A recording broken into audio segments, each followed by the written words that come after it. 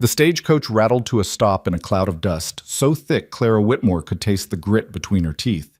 She climbed down with her single carpet bag clutched tight against her ribs, boots hitting the hard-packed earth of Dry Hollow's main street with a hollow thud that felt like a period at the end of a very long, very bitter sentence.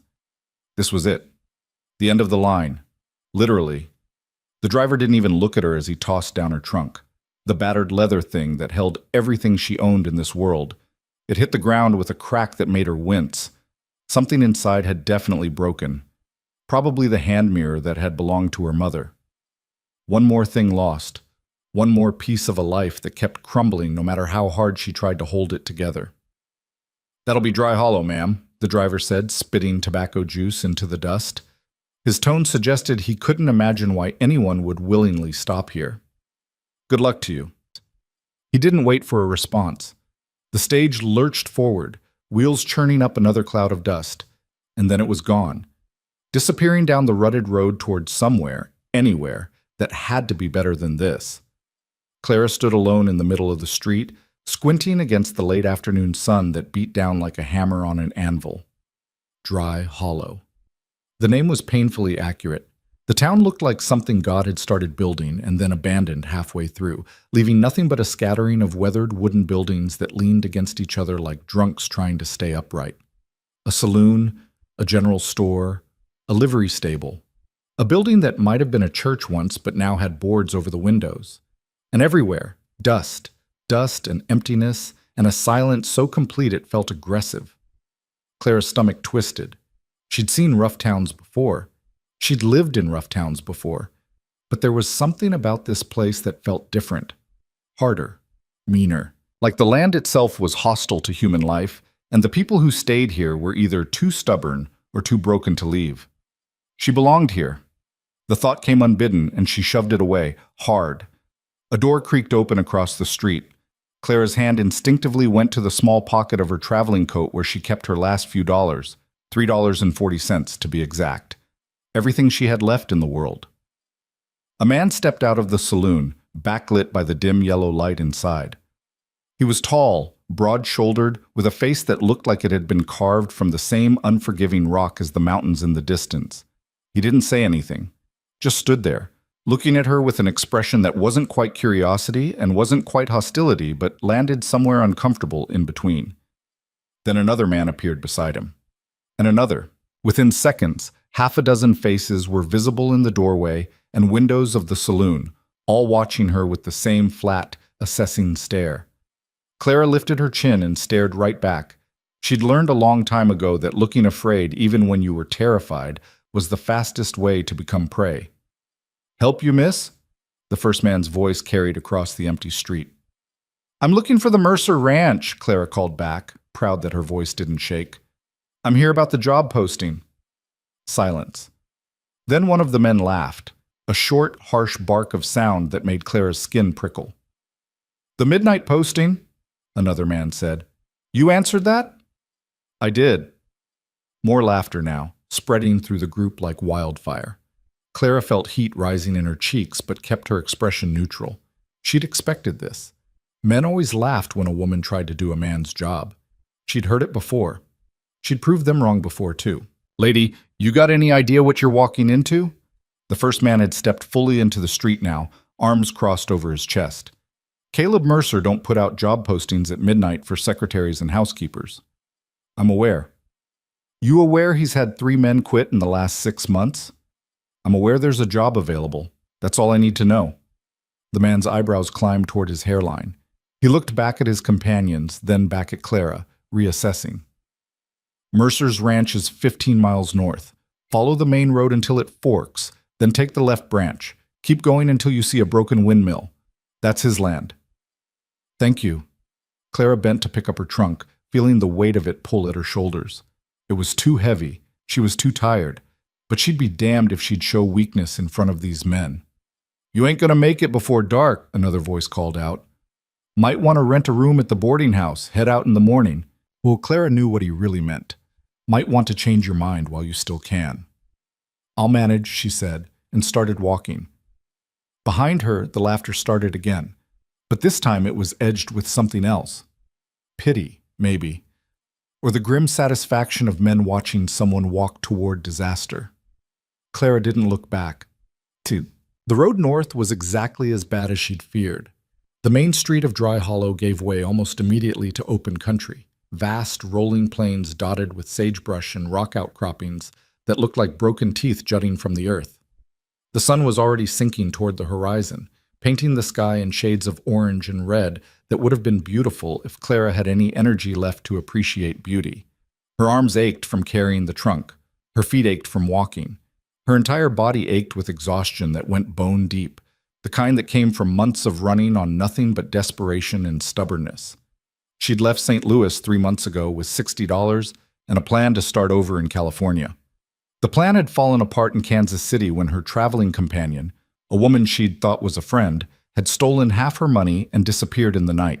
The rest of the money had evaporated in a series of small disasters: a torn boot that needed replacing, a week of meals when she couldn't find work, the stagecoach fare that had brought her here. Now she had $3.40, a trunk full of broken belongings, and a job interview for a position she wasn't entirely sure she was qualified for. Ranch hand. That's what the posting had said. Experienced with livestock, willing to work nights, must be reliable, discreet, and unafraid of hard labor.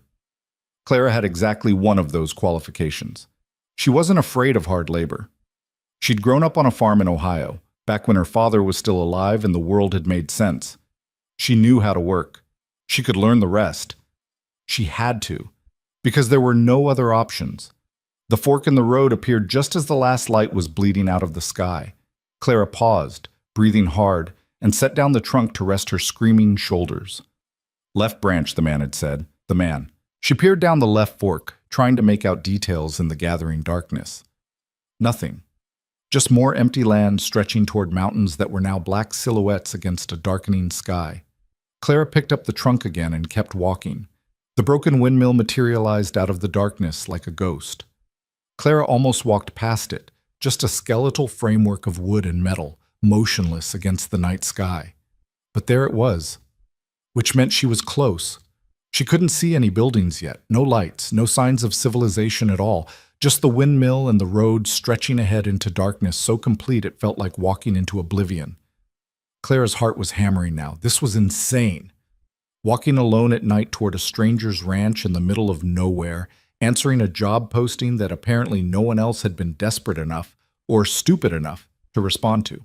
But turning back meant returning to Dry Hollow with no money, no prospects, and the laughter of those men ringing in her ears. It meant admitting defeat, and Clara Whitmore had already lost too much to give up now. She kept walking. The ranch house appeared so suddenly that Clara gasped.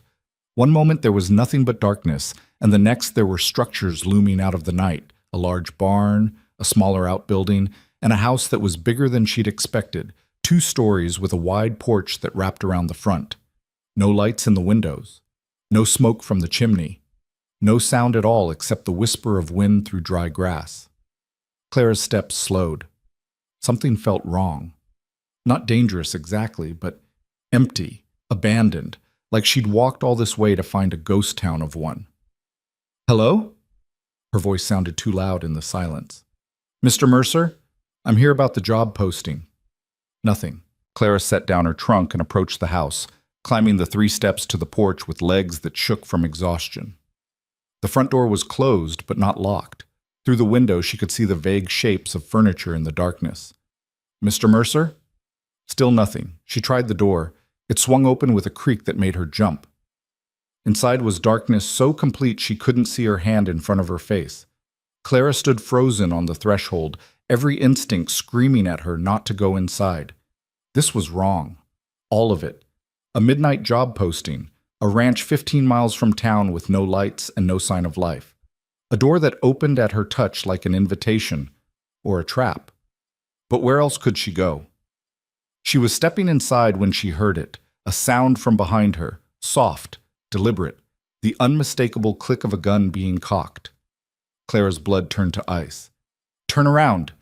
The voice was male, low and rough, coming from somewhere in the darkness behind her. Slowly, Clara turned. Her heart was pounding so hard she could feel it in her throat, in her temples, in her fingertips.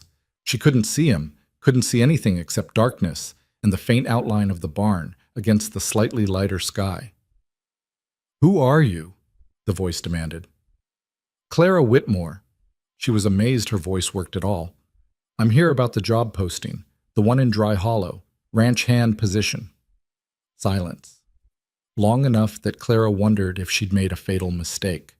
If this man, whoever he was, had nothing to do with any job posting and she'd just walked into something far worse than unemployment.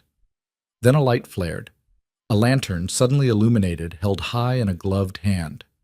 The man holding it was tall, easily over 6 feet, with broad shoulders and a face that was all hard angles and shadows. Dark hair, dark eyes, a jaw that looked like it had been chiseled from granite. He was dressed in work clothes, practical and worn, with a gun belt slung low on his hips. The gun in his other hand was pointed directly at Clara's chest. "You're the one who answered the posting," he said. It wasn't a question. "Yes, sir?" "It said midnight." Clara glanced at the sky.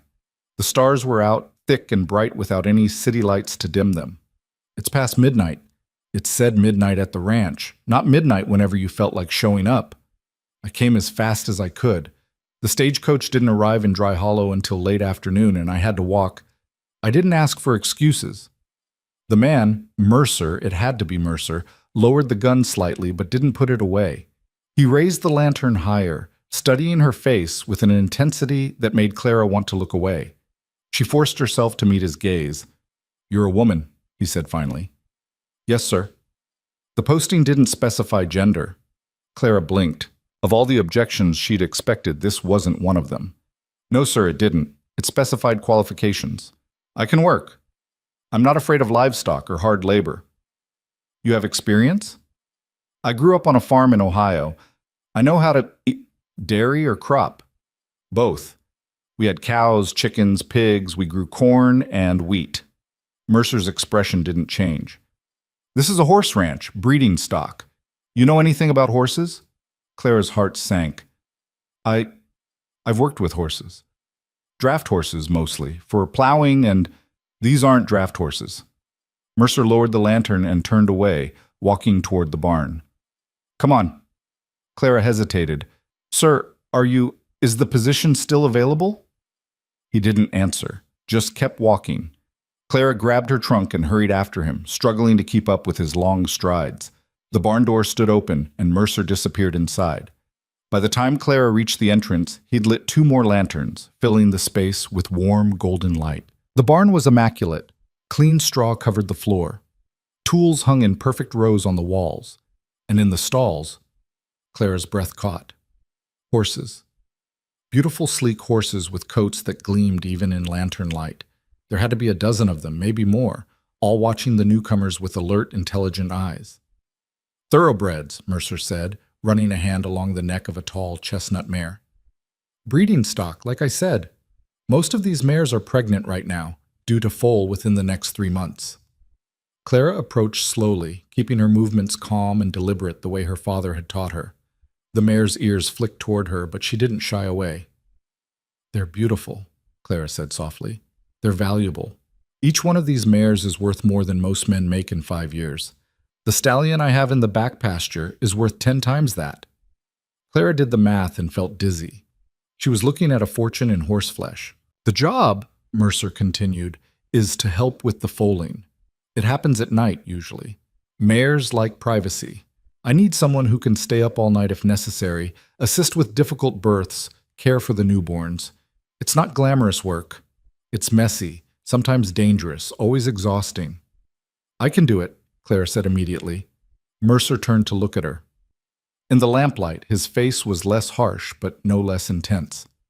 "You don't know that. You've never done it. I've assisted with births before, calves mostly, but horses are different. A mare in trouble can kill you with one kick. A breech foal can die in minutes if you don't know what you're doing. I need someone I can trust, someone who won't panic when things go wrong." "I don't panic," Clara said, lifting her chin. "And I'm a fast learner." "Why should I believe you?" The question hung in the air between them.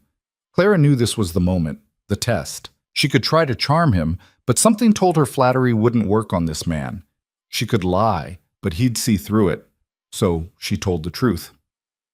Because I have nowhere else to go, she said quietly. I came here with $3 to my name and no other prospects. I answered your posting because I'm desperate, yes, but also because I'm not afraid of hard work. I'll learn whatever you need me to learn. I'll work as hard as you need me to work, and I won't quit because I can't afford to. Mercer studied her for a long moment. Clara felt like he was looking past her face, past her words, straight through to the core of who she was. It should have been uncomfortable. Instead, it felt almost like relief, like being seen for the first time in months. The pay is $20 a month, Mercer said finally. Room and board included. You'll sleep in the room above the barn. It's small but clean. You'll work nights, mostly, but I'll need help during the day sometimes, too. You'll follow my instructions exactly. No improvising, no second guessing. If I tell you to do something, you do it. Understood? Claire's heart leaped. Yes, sir. Understood. I'm not finished. Mercer's voice hardened. You stay out of the house unless I invite you in. You don't go into town spreading gossip about what happens here. You don't ask questions about my business. And if you can't handle the work, if you quit or I have to let you go, you leave immediately. No arguments, no second chances. The terms were harsh, almost cruel, but Clara had expected nothing less. I agree. Then you start tonight. Clara blinked. Tonight? Now? The roan mare in the corner stall is showing signs. She'll probably foal within the next few hours. Mercer pointed to a stall at the far end of the barn where a dark reddish-brown mare was pacing restlessly. I need to check on the stallion and the back pasture. You'll stay here and watch her. If anything changes, if she goes down, if she shows any signs of distress, you come find me immediately. Don't try to handle it yourself. Where will you be? Within shouting distance. Mercer handed her one of the lanterns. Your room is up those stairs. There's a bed, a wash basin, some basic supplies.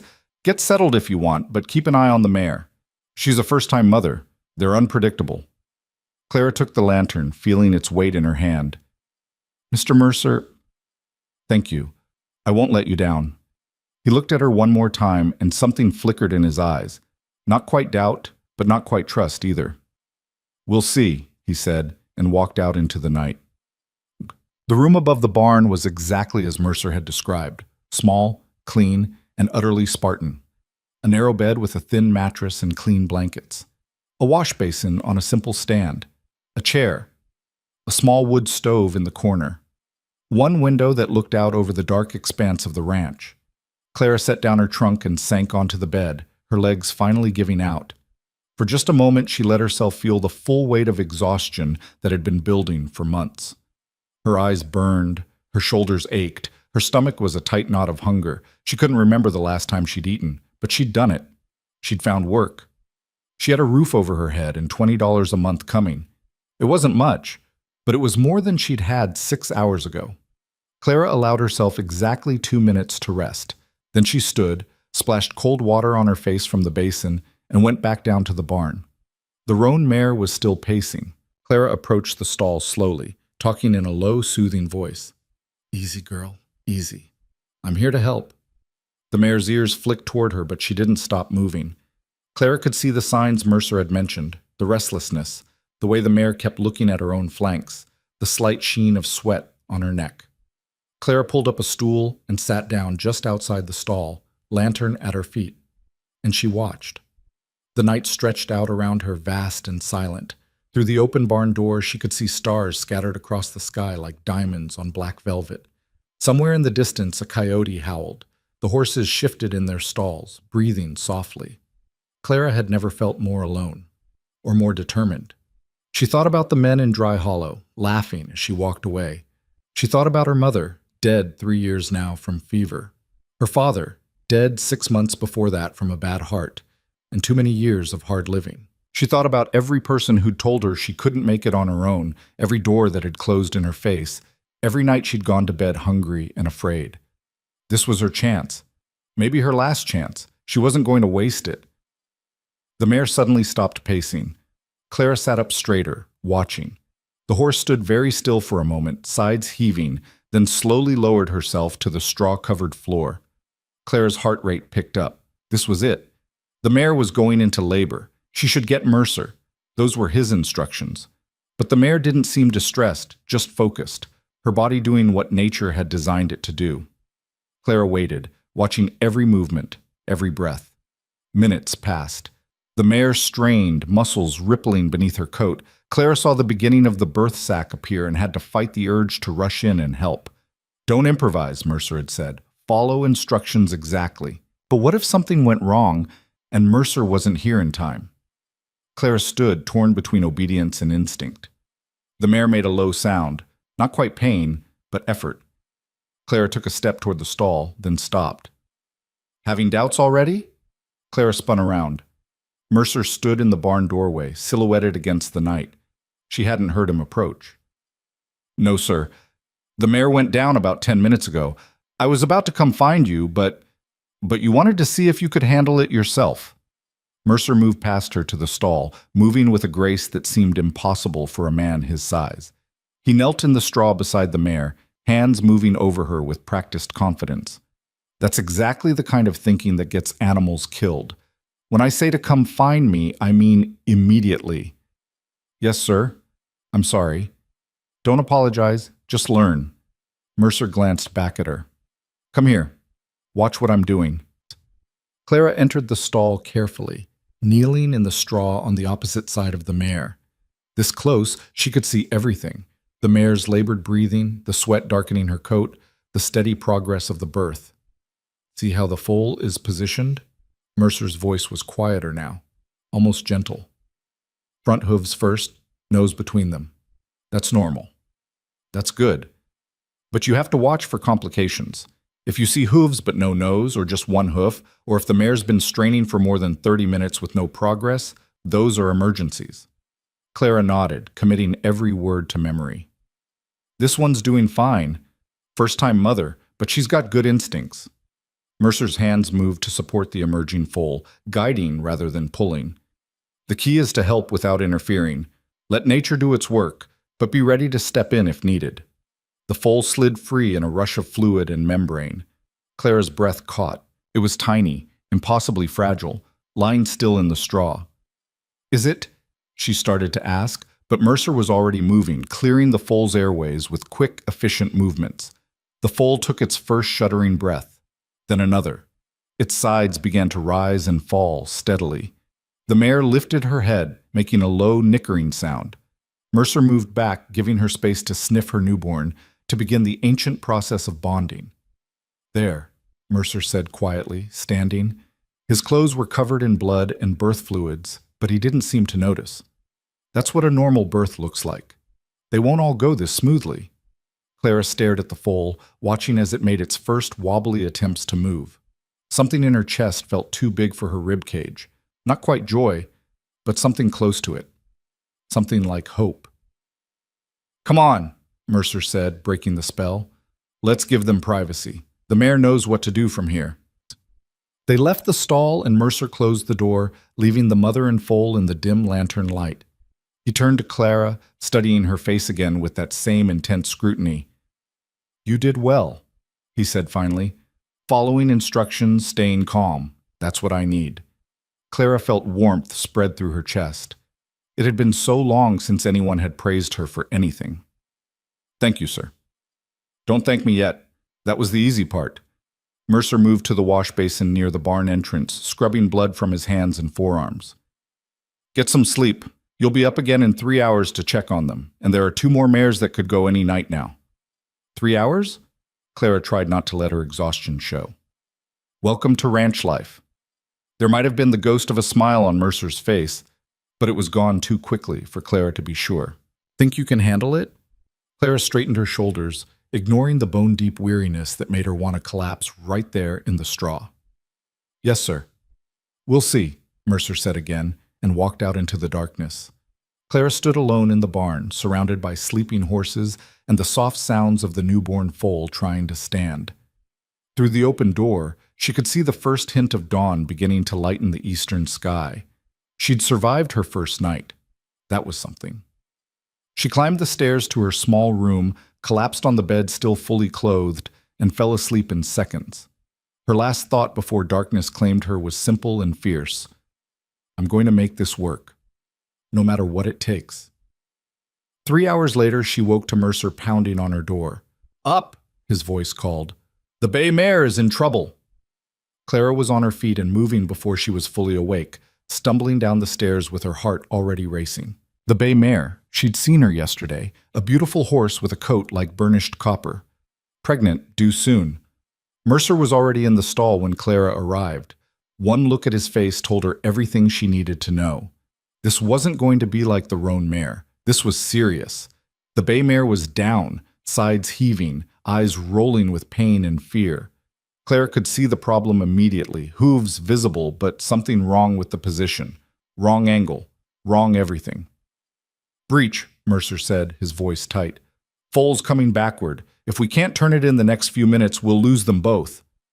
Clara's stomach dropped. "What can I do?" "Hold her head. Keep her calm. Talk to her. I need to try to reposition the foal." Clara dropped to her knees in the straw, cradling the mare's head in her lap. The horse was trembling, breathing in short, panicked gasps. Clara stroked her neck, murmuring nonsense words in the same soothing tone her father had used with frightened animals. "Easy, girl, easy. We've got you. You're going to be fine." Mercer worked with focused intensity, his hands inside the mare, trying to feel what he couldn't see. Sweat beaded on his forehead. The mare thrashed weakly, and Clara had to use all her strength to keep the horse's head steady. "Come on," Mercer muttered. "Come on, damn it!" Clara kept talking, kept stroking, kept praying to a god she wasn't sure she believed in anymore. "Please, please don't let them die. Not on my first real day. Please." "Got it."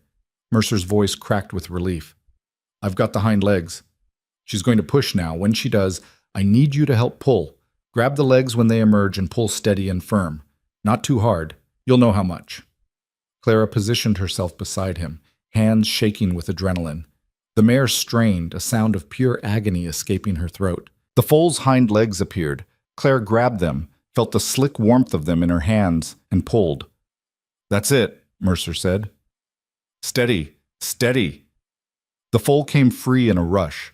Unlike the roan's baby, this one didn't move immediately. It lay still, too still, in the bloody straw. Clara's heart stopped. "Is it—" But Mercer was already working, clearing airways, rubbing the foal's chest with rough, vigorous movements. Once, twice, 3 times. The foal gasped, coughed, breathed. Clara's knees went weak with relief. She sat back hard, breathing almost as heavily as the exhausted mare. Mercer sat back too, his face gray with stress, his clothes ruined. For a long moment, neither of them spoke. They just sat there in the blood and straw and birth fluids, watching mother and foal beginning to bond, watching life persist against the odds. "You did good," Mercer said finally. His voice was rough, raw. "Real good. Most people would have panicked."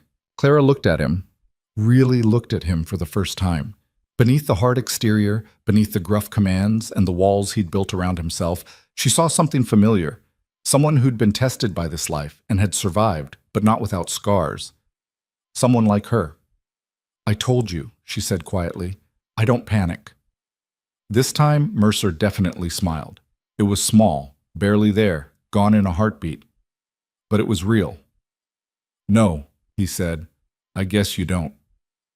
They worked together for the rest of the morning, cleaning the stall, checking on both new mothers and their foals, tending to the other horses. Mercer showed Clara how to properly mix feed, how to spot signs of colic, how to read a horse's body language. He was patient but exacting, praising when she did something right and correcting immediately when she made a mistake. It should have been exhausting, and it was, but it was also exhilarating. Clara felt her mind absorbing information like dry earth drinking rain. By noon, she was ready to collapse. Mercer noticed. "Go sleep," he ordered. "I'll wake you at sunset. We need to check the mares every 2 hours through the night." Clara wanted to argue that she could keep going, but her body betrayed her with a massive yawn. "Yes, sir." She made it to her room, collapsed on the bed, and slept dreamlessly. When Mercer woke her at sunset, she felt almost human again. Almost. The routine continued. Check the mares, watch for signs of labor, assist when needed, sleep in short, brutal bursts that left her perpetually exhausted, but somehow energized too. Days blurred together. Clara lost track of time, measured her life in foaling cycles and feeding schedules and the slow, steady rhythm of ranch work. 3 more foals were born that first week, 2 normal deliveries and 1 that required Mercer's intervention but not the desperate urgency of the bay mare's breech birth. Clara learned. She learned the warning signs, the normal progressions, the subtle differences between first-time mothers and experienced mares. She learned which horses were nervous and which were calm, which ones would tolerate her presence and which ones preferred to labor alone. She learned Mercer, too, in small increments. He wasn't cruel, just careful. Guarded. Every word measured, every expression controlled. He ran the ranch with military precision, and he expected the same from her. But sometimes, in the quiet moments between emergencies, she'd catch him watching her with something that might have been approval, or maybe just reassessment. On the 8th night, Clara was checking on one of the pregnant mares when she heard it. A sound that didn't belong. Hoofbeats, multiple horses, approaching fast from the south. Clara's hand went instinctively to the pitchfork leaning against the wall. It wasn't much of a weapon, but it was something. The hoofbeats stopped outside the barn. The kisses, geets, voices, male, rough, multiple men. Clara's pulse kicked into high gear. Then Mercer's voice, calm but with an edge that made Clara's skin prickle. "You're on private property. Time to leave." "Now, Mercer, is that any way to greet old friends?" The responding voice was oily, false-friendly in a way that set Clara's teeth on edge. "We just wanted to stop by, see how business is going. Heard you had some new additions to the stable." "You heard wrong. Turn around and head back to town." "Can't do that. See, I've got clients interested in quality breeding stock. Specifically, interested in that stallion of yours. I'm prepared to make you a generous offer." Clara crept toward the barn door, staying in the shadows. Through the crack, she could see Mercer standing in the yard, hands loose at his sides but ready. 3 mounted men faced him, silhouetted against the moonlit sky. "I'm not selling." "Everything's for sale, Mercer. It's just a matter of price." "Not the stallion." "Not any of my stock. Now get off my land." The leader, the one doing all the talking, leaned forward in his saddle. "You're making this harder than it needs to be. My clients are willing to pay top dollar." "Your clients can go to hell, and you can join them." Mercer's hand moved, just slightly, toward the gun on his hip. "Last warning." The air went taut, electric with tension. Clara's grip tightened on the pitchfork, 3 against 1. Bad odds. If shooting started, all right. The leader raised his hands in mock surrender. "We're leaving, but Mercer, you might want to reconsider. Things have a way of happening to stubborn men who won't play nice." "Is that a threat?" "Just friendly advice." The man turned his horse. "We'll be in touch." They rode off, disappearing into the darkness. Mercer stood motionless, watching until the hoofbeats faded completely. Clara stepped out of the barn. "Who were they?" Mercer turned, and Clara saw something in his face that hadn't been there before. Not quite fear, but close. Worry, maybe. Or recognition of danger. "Rustlers," he said flatly. "Men who make a living stealing livestock and selling it to buyers who don't ask questions. They've been circling for months." "Why didn't you shoot them?" "Because then I'd have 3 dead men on my property and a sheriff who'd ask questions I don't want to answer. Better to send them away and stay alert." Mercer looked at her. "That's going to be part of your job now, too, keeping watch. These men don't give up easily." Claire's stomach knotted. "You think they'll come back?" "I know they will." Mercer's jaw tightened. "The question is when and how hard they'll come. That stallion is worth a fortune. They'll try again." "Then we'll be ready," Clara heard herself say. Mercer studied her for a long moment. "You signed on to help with horses, not to fight off thieves." I signed on to work here. That means protecting what's yours." Clara lifted her chin. "Unless you think I can't handle it." Something shifted in Mercer's expression. Not quite a smile, but close. "No," he said slowly. "I don't think that." They stood there in the moonlight, the vast emptiness of the ranch stretching around them, both of them understanding that the job had just become something different, something harder, something dangerous. But Clara didn't flinch. She'd come too far, survived too much, to back down now. "Show me how to shoot," she said. Mercer's eyebrows rose. "You don't know how?" "I know enough to point and pull the trigger." I want to know how to do it right." For the first time since Clara had met him, Mercer laughed. It was a short, rough sound, but genuine. "All right," he said. "Tomorrow, after the morning checks, I'll teach you to shoot." "Thank you." "Don't thank me yet. You might change your mind about staying after all." But Clara met his eyes steadily. "I won't." "We'll see," Mercer said, but this time there was something different in his voice. Something that might have been respect. The shooting lessons became part of the routine. Every morning, after checking the mares, Mercer would take Clara to a clearing behind the barn and teach her how to handle a gun. It was harder than she'd expected. The weight of the weapon, the kick when it fired, the concentration required to aim and breathe and squeeze the trigger all at once. The first day, she missed every shot. The second day, she hit the target twice out of 10 tries. By the end of the week, she was hitting it 7 times out of 10. "You're a natural," Mercer said, and Clara glowed with the praise. But the lessons weren't just about shooting. They were about awareness, about reading the land in the night, about understanding threats before they materialized. "Out here," Mercer told her, "you survive by paying attention. The horses will tell you when something's wrong before your eyes will. Learn to listen to them."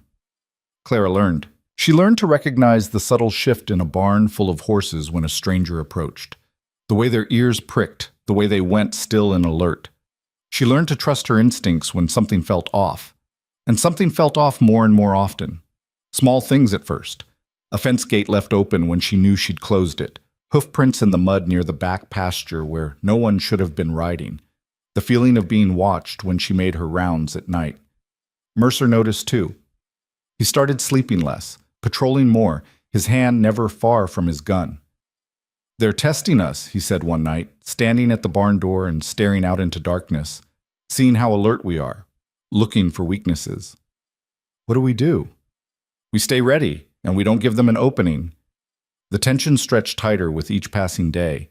Clara found herself jumping at shadows, her hand reaching for the gun Mercer had given her at every unexpected sound. But the work continued. More foals were born, 7 in total, now, all healthy, all thriving. The ranch was coming alive with new life, with the promise of the future. Clara had been there 3 weeks when everything changed. It started like any other night. Clara was making her evening rounds, checking water troughs and feed bins, when she heard it. A sound that didn't belong. Metal scraping against wood. She froze, listening. There it was again, coming from the stallion's paddock. Clara's heart hammered. The stallion, Lightning, Mercer called him, was kept separate from the mares, in a reinforced paddock on the far side of the property. Mercer had said he was worth more than everything else combined. Clara moved silently toward the sound, gun drawn, every nerve screaming at her to run and get Mercer. But what if there wasn't time? She rounded the corner of the barn and saw them. 3 figures, dark against the night, working at the paddock gate. One had a lantern shuttered to show only a sliver of light. Tools glinted in their hands. They were trying to steal Lightning. Clara's mind raced. 3 of them, one of her. Mercer was in the house, too far to reach in time. If she shouted, they'd run, but they might get the gate open first. If she shot, she raised the gun, aimed at the sky, and fired. The crack of the gunshot shattered the night. The 3 figures jerked upright, spinning toward her. "Get away from that gate!" Clara shouted, gun steady despite her shaking hands. "Now!"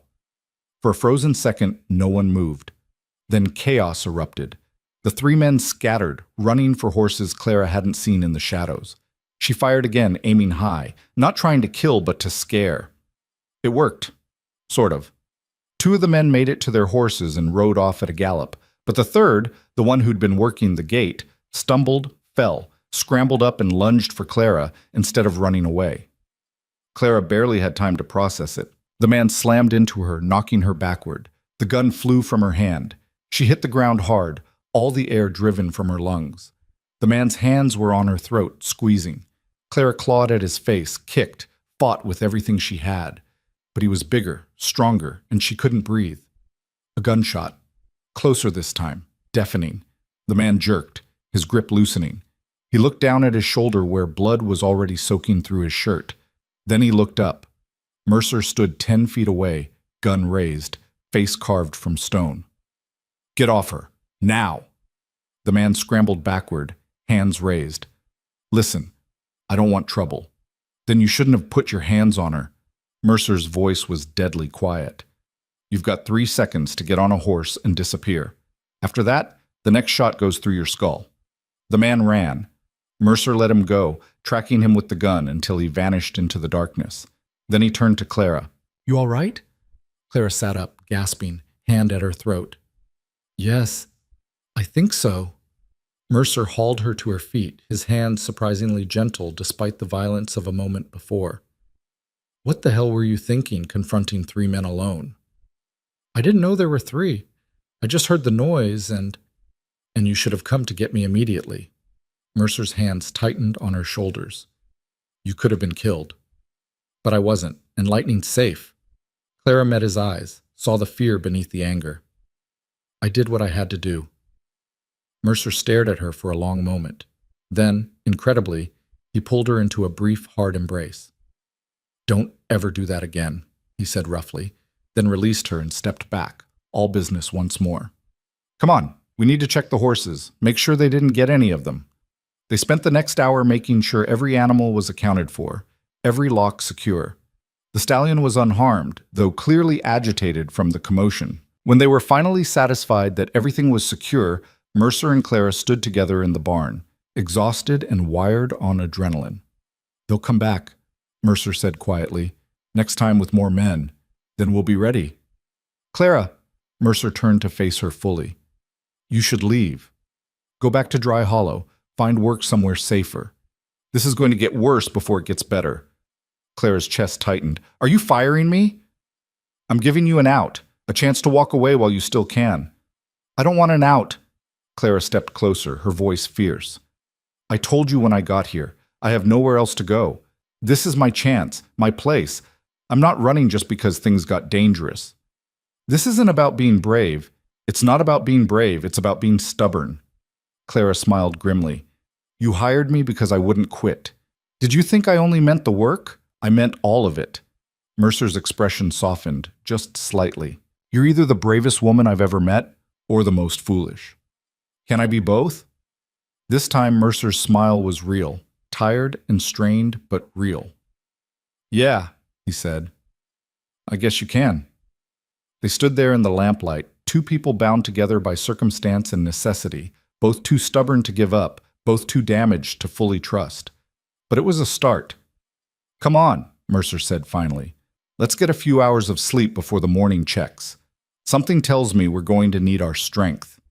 Clara followed him out of the barn, her throat still aching where the man's hands had squeezed, her body already showing the bruises from being slammed to the ground.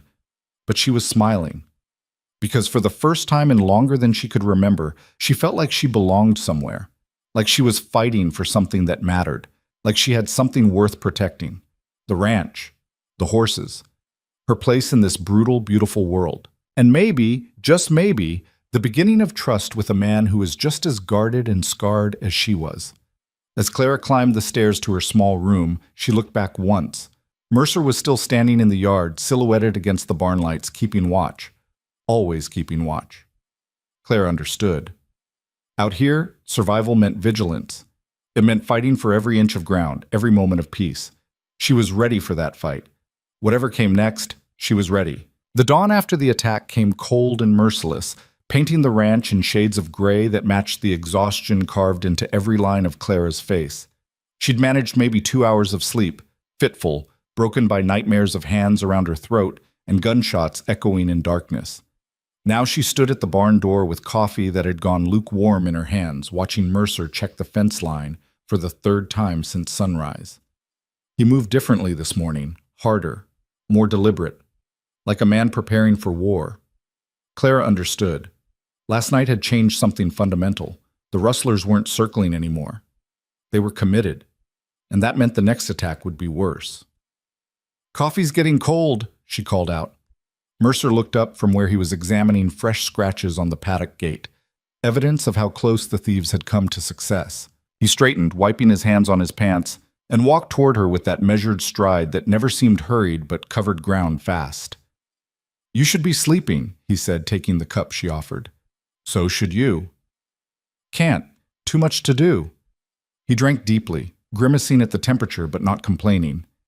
His eyes tracked across the property, cataloging every shadow, every potential threat. I need to ride into town today. Talk to the sheriff. Let him know what happened. Clara's stomach tightened. You think he'll help? No. Mercer's voice was flat. Sheriff Dawson's on the take. Has been for years. But I need to make it official. Create a record. If things go bad, I want documentation that I tried to do this the legal way. And if the sheriff warns them we're expecting another attack, then we won't be surprised when it comes. Mercer drained the coffee and handed back the cup. I'll be gone most of the day. You'll need to manage the ranch alone. Think you can handle it? The question would have offended her a week ago. Now Clara understood it was genuine, not a test of her pride, but an assessment of capability. Yes. The bay mare from last week is showing signs again. False labor, probably, but keep an eye on her. The roan's foal needs his hooves trimmed. There's a rasp in the tack room, third shelf. Don't try to do it yourself, just get him used to having his feet handled. And for the love of... Mercer stopped, his jaw working. Keep your gun on you. Don't go anywhere without it. If anyone shows up who isn't me, you get to the house and you lock the doors. Understand? Clara touched the weight of the revolver at her hip. She'd started wearing it constantly after last night. I understand.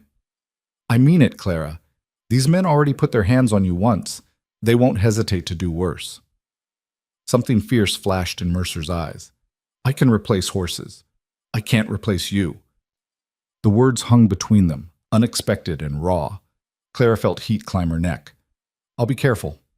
Mercer held her gaze for another moment, then nodded sharply and turned toward the stable where his riding horse was already saddled. I'll be back before dark. If I'm not, you will be. He paused, glancing back. How do you know? Because you're too stubborn to let them win. Clara managed a small smile. Besides, who else is going to yell at me for making mistakes? That pulled a brief, grudging smile from Mercer. Lord knows you give me plenty of opportunities. He swung into the saddle with easy grace. Stay alert. Then he was gone, riding south toward Dry Hollow at a steady canter that kicked up dust devils in his wake. Clara stood alone in the yard, feeling the weight of responsibility settle on her shoulders like a physical thing. The ranch stretched around her, acres of land, millions of dollars in horseflesh, and just her to protect it all. She finished her coffee in one long swallow and got to work. The morning passed in a blur of familiar tasks made more difficult by constant vigilance. Every sound pulled Clara's attention. Every shadow made her hand drift toward her gun. The horses sensed her tension and reflected it back, restless and skittish in ways that made everything harder. By noon, Clara's nerves were stretched wire-thin. She was in the barn checking water troughs when she heard it. Hoofbeats. Multiple riders approaching from the east instead of the main road. Clara's heart kicked into high gear. She moved to the barn door, staying in shadow, hand on her gun. 3 riders crested the low rise, moving at an easy walk. Not the hard gallop of men fleeing or attacking, but not friendly either. They weren't the same men from last night. Clara could tell that much even at a distance. These riders sat different in their saddles, more confident, more dangerous. She considered Mercer's instructions. Get to the house. Lock the doors. Wait. But the house was 50 yards away across open ground. If these men meant harm, she'd never make it. Clara stepped out of the barn, deliberately visible, gun hand loose and ready. Let them see she was armed. Let them think twice. The riders pulled up 20 feet away. The man in front was older than the others, maybe 50, with iron gray hair and a face that had seen too much sun. He wore a badge on his vest, a star that caught the light. Sheriff Dawson. Had to be. Afternoon, miss. The sheriff touched the brim of his hat, all false courtesy. This the Mercer place? It is. Clara kept her voice level. Mr. Mercer's not here. That's so. Well, that's a shame. I was hoping to have a word with him. Dawson's eyes traveled over the barn, the paddocks, the house, cataloging, assessing. You work here? I do. Doing what exactly? Clara's jaw tightened. Ranch work. One of the other men, younger, with a scar across his cheek, snorted. Ranch work? That what they're calling it now?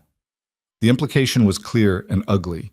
Clara felt rage flash hot through her chest, but kept her expression neutral. These men wanted a reaction, wanted her off balance. She wouldn't give them the satisfaction. "Was there something you needed, Sheriff?" Clara asked. "Or are you just here to insult honest workers?" Dawson's eyebrows climbed. "Spirited little thing, aren't you?" Mercer always did have unusual taste in help. He leaned forward in his saddle, his smile not reaching his eyes. "See, miss, we've had reports of trouble out here. Gunfire last night, disturbance of the peace. Now, as sheriff, it's my job to investigate such things." "3 men tried to steal livestock," Clara said flatly. "We defended our property. That's not a disturbance of the peace. That's called self-defense." "That your version of events?" "That's what happened." "Funny thing," Dawson scratched his jaw, still smiling that cold smile. "I talked to some boys this morning who tell a different story. Say they were just passing through, got lost, stopped to ask directions, and some crazy woman started shooting at them." Clara's hands balled into fists. "That's a lie." "You calling them liars?" "I'm saying they're thieves who got caught and are trying to avoid consequences." "Strong words, miss. You got any proof?" Clara gestured toward the paddock gate. "The scratches on that gate are fresh, made by tools trying to force the lock. You want proof?" "There it is." Dawson didn't even glance at the gate. "Could have been made any time, could have been made by you, trying to create evidence for false accusations." He shifted in his saddle, his voice hardening. "Here's how this is going to work. I'm going to give Mr. Mercer a friendly warning. Tell him to be more careful about who he hires. Tell him that shooting at innocent travelers is a good way to end up in jail, or worse. And I'm going to suggest that maybe this ranch has attracted the wrong kind of attention. Maybe it'd be better for everyone if he considered selling and moving on." The threat was barely veiled. Clara's mouth went dry. "You can't force him to sell." "Can I?" Dawson's smile widened. "Out here, miss, I'm the law. What I say goes. And if I say a man's become a danger to the community, well, there are ways of handling that." "Mr. Mercer's already in town talking to you," Clara said, gambling on a bluff. "He's filing an official complaint right now, about last night, about the attempted theft." Something flickered in Dawson's eyes. Surprise, maybe. Or annoyance. "Is that so?" "It is. So you can make all the threats you want, but it's on record now. Whatever happens here, people will know." For a long moment, the sheriff just stared at her. Then he laughed, a sound like gravel in a bucket. "You got guts, girl. I'll give you that. But guts don't stop bullets. You remember that." He gathered his reins. "You tell Mercer I came by. Tell him we had this conversation. And tell him that my patience isn't infinite. Sooner or later, he's going to have to make a choice. Sell to my clients willingly, or lose everything unwillingly." His call. Dawson wheeled his horse around, and the 3 riders departed the way they'd come, leaving Clara standing alone in the dust, shaking with anger and adrenaline. She waited until they were completely out of sight before her legs gave out. She sat down hard on the barn steps, gun still clutched in her hand, and tried to steady her breathing. The sheriff was corrupt. Working with the rustlers, or maybe even directing them, which meant there was no law coming to help. No protection except what they could provide themselves. Clara had known the situation was bad. She hadn't realized it was this bad. She forced herself to stand, to keep moving, to finish the day's work. But her mind was racing, trying to think of solutions to a problem that seemed impossibly large. When Mercer returned just before sunset, Clara was waiting for him at the barn, every detail of the sheriff's visit burning on her tongue. He took one look at her face and dismounted in a fluid motion. "What happened?" Clara told him everything, the riders, the threats, the barely concealed corruption. When she finished, Mercer's expression was darker than she'd ever seen it. "Dawson came here himself," he said, his voice deadly quiet. "That means it's serious. He doesn't usually show his hand this openly. He as much as admitted he's working with the rustlers." "He has been for years." Mercer began unsaddling his horse with jerky, angry movements. "Half the stolen livestock in 3 counties moves through buyers Dawson protects. He gets a cut. Everyone profits except the ranchers who get robbed. Can't we go over his head? Appeal to a federal marshal or DT? The nearest federal marshal is 2 weeks away. By the time we could get word to him, it'd be too late. Mercer hauled the saddle off and dumped it on the rail harder than necessary. We're on our own. Clara's stomach sank. So what do we do? Mercer was quiet for a long time, staring out at the darkening horizon. When he finally spoke, his voice was tired. I don't know. I've been fighting this for months, trying to hold on, trying to wait them out. But they're not going away. They want this land, these horses, and they're willing to do whatever it takes to get them. Including killing us. Yeah. Mercer turned to face her, which is why you need to leave, tonight. I'll give you money, enough to get to California like you planned. You can— No. Clara. I said no. Clara stepped closer, her voice hard. I'm not running. Not from them. Not from this. You don't understand what you're saying. These men don't play games. When they come again, and they will come again, it won't be a warning. It'll be violence, real violence. People will die. I know that. Clara's hands were shaking, but her voice stayed steady. I'm not stupid. I know what I'm risking. But I also know that if I run every time things get dangerous, I'll spend my whole life running. I'm tired of running, Caleb. I'm tired of being afraid. I found something here worth fighting for, and I'm not giving it up. Mercer flinched slightly at the use of his first name. It was the first time she'd spoken it aloud. You barely know me. You barely know this place. I know enough. Clara held his gaze. I know you're a good man trying to build something in a world full of people trying to tear it down. I know these horses deserve protection, and I know that walking away now would make me just as much a coward as the men who put a sheriff's badge on a criminal and called it justice. That's not— Mercer broke off, running a hand through his hair in frustration. Damn it, Clara. I'm trying to keep you safe. I don't need safe. I need purpose. Clara's voice softened slightly. You gave me that, whether you meant to or not. This ranch, this work, it's the first thing in years that's made me feel like I matter, like what I do makes a difference. I won't throw that away just because it got difficult. Mercer stared at her, and Clara saw something shift behind his eyes. The walls he kept so carefully maintained cracked just slightly, letting through a glimpse of the man beneath, someone who was just as tired of fighting alone as she was tired of running. All right, he said finally. All right, you stay. But we do this my way. We prepare. We plan. We don't take stupid risks. Clara felt relief wash through her. Agreed. And if I tell you to do something, anything, you do it. No arguments, no second guessing. Because if this goes bad, we won't have time for debates. I understand. Mercer nodded slowly. Then, unexpectedly, he reached out and gripped her shoulder, a brief gesture of solidarity. We're going to need help. We can't defend this place alone. Where do we get help? Everyone in town seems either corrupt or scared. Not everyone. Mercer released her shoulder and turned toward the house. Come on, there's someone I need to send a message to, and you and I need to make plans. They spent the evening in Mercer's kitchen, Clara's first time actually inside the house. It was sparse but clean, like everything else about Mercer's life. Functional. No wasted space or unnecessary decoration. Mercer spread a hand-drawn map of the ranch across the table. This is us. Main house here, barn here, paddocks spreading north and east. The problem is the perimeter. Too much ground to cover.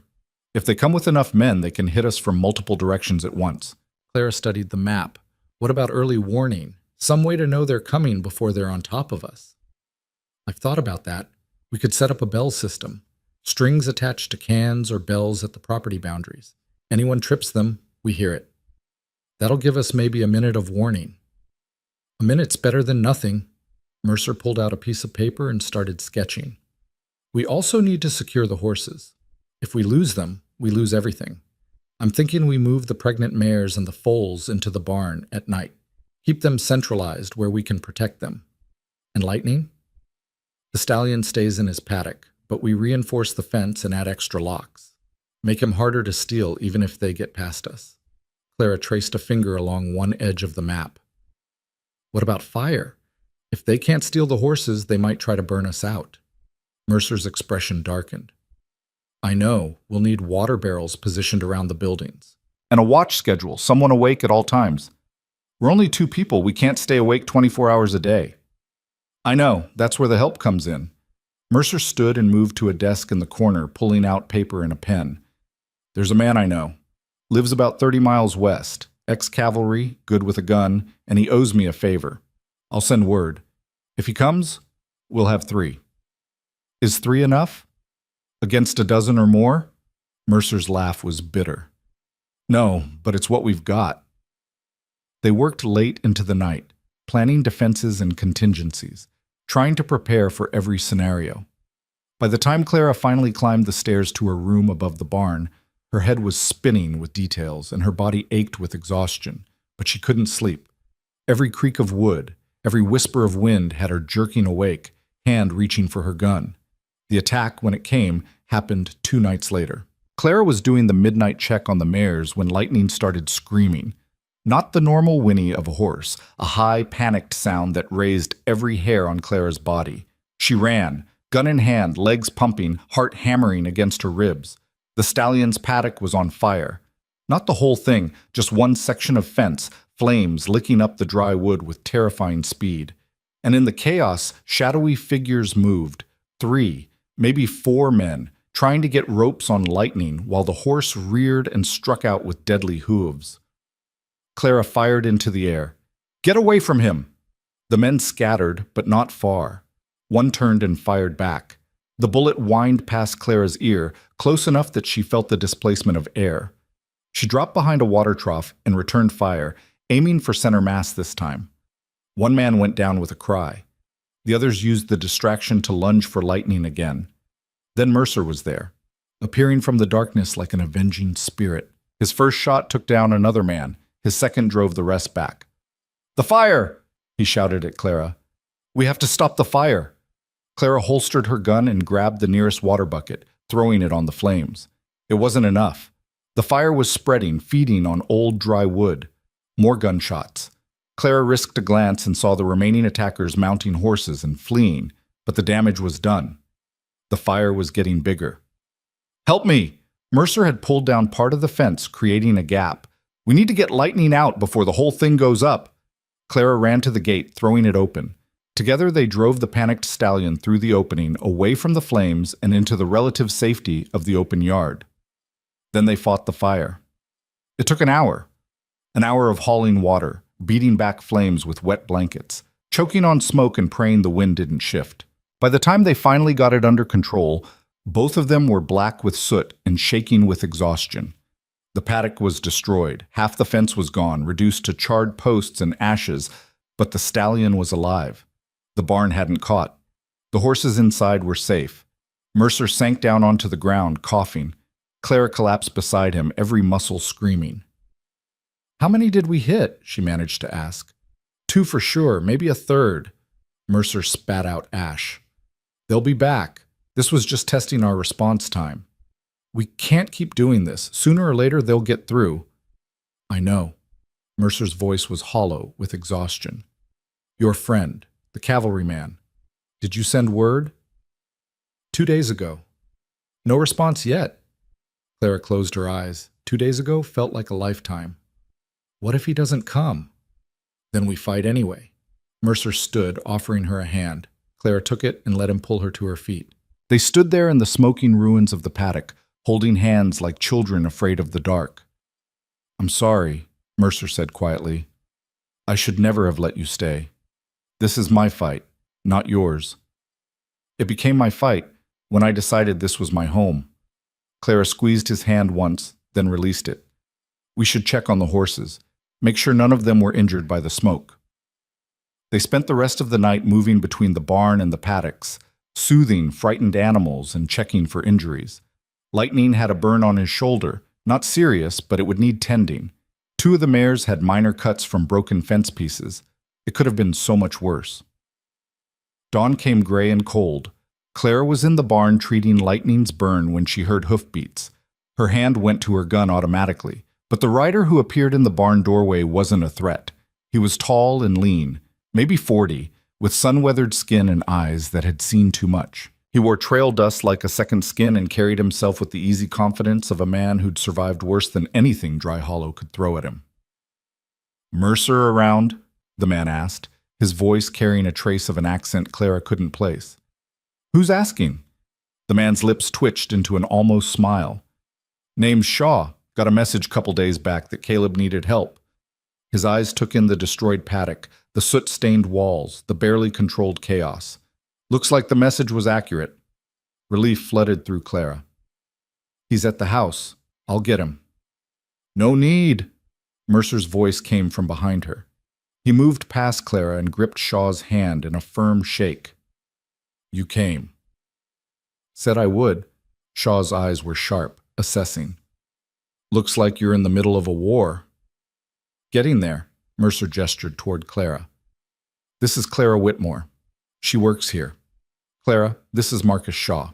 We served together, back during the conflicts in the territories." Shaw nodded to Clara. "Ma'am?" "Mr. Shaw." "Just Shaw." His attention returned to Mercer. "Fill me in. Who are we fighting and why?" Over the next hour, Mercer laid out the situation. The rustlers, the corrupt sheriff, the escalating attacks. Shaw listened without interrupting, his expression growing grimmer with each detail. "So we're up against at least a dozen men," he said when Mercer finished, "backed by the local law, with no support and no backup. That about right?" "That's right." Shaw was quiet for a moment. Then he laughed, a short, sharp sound.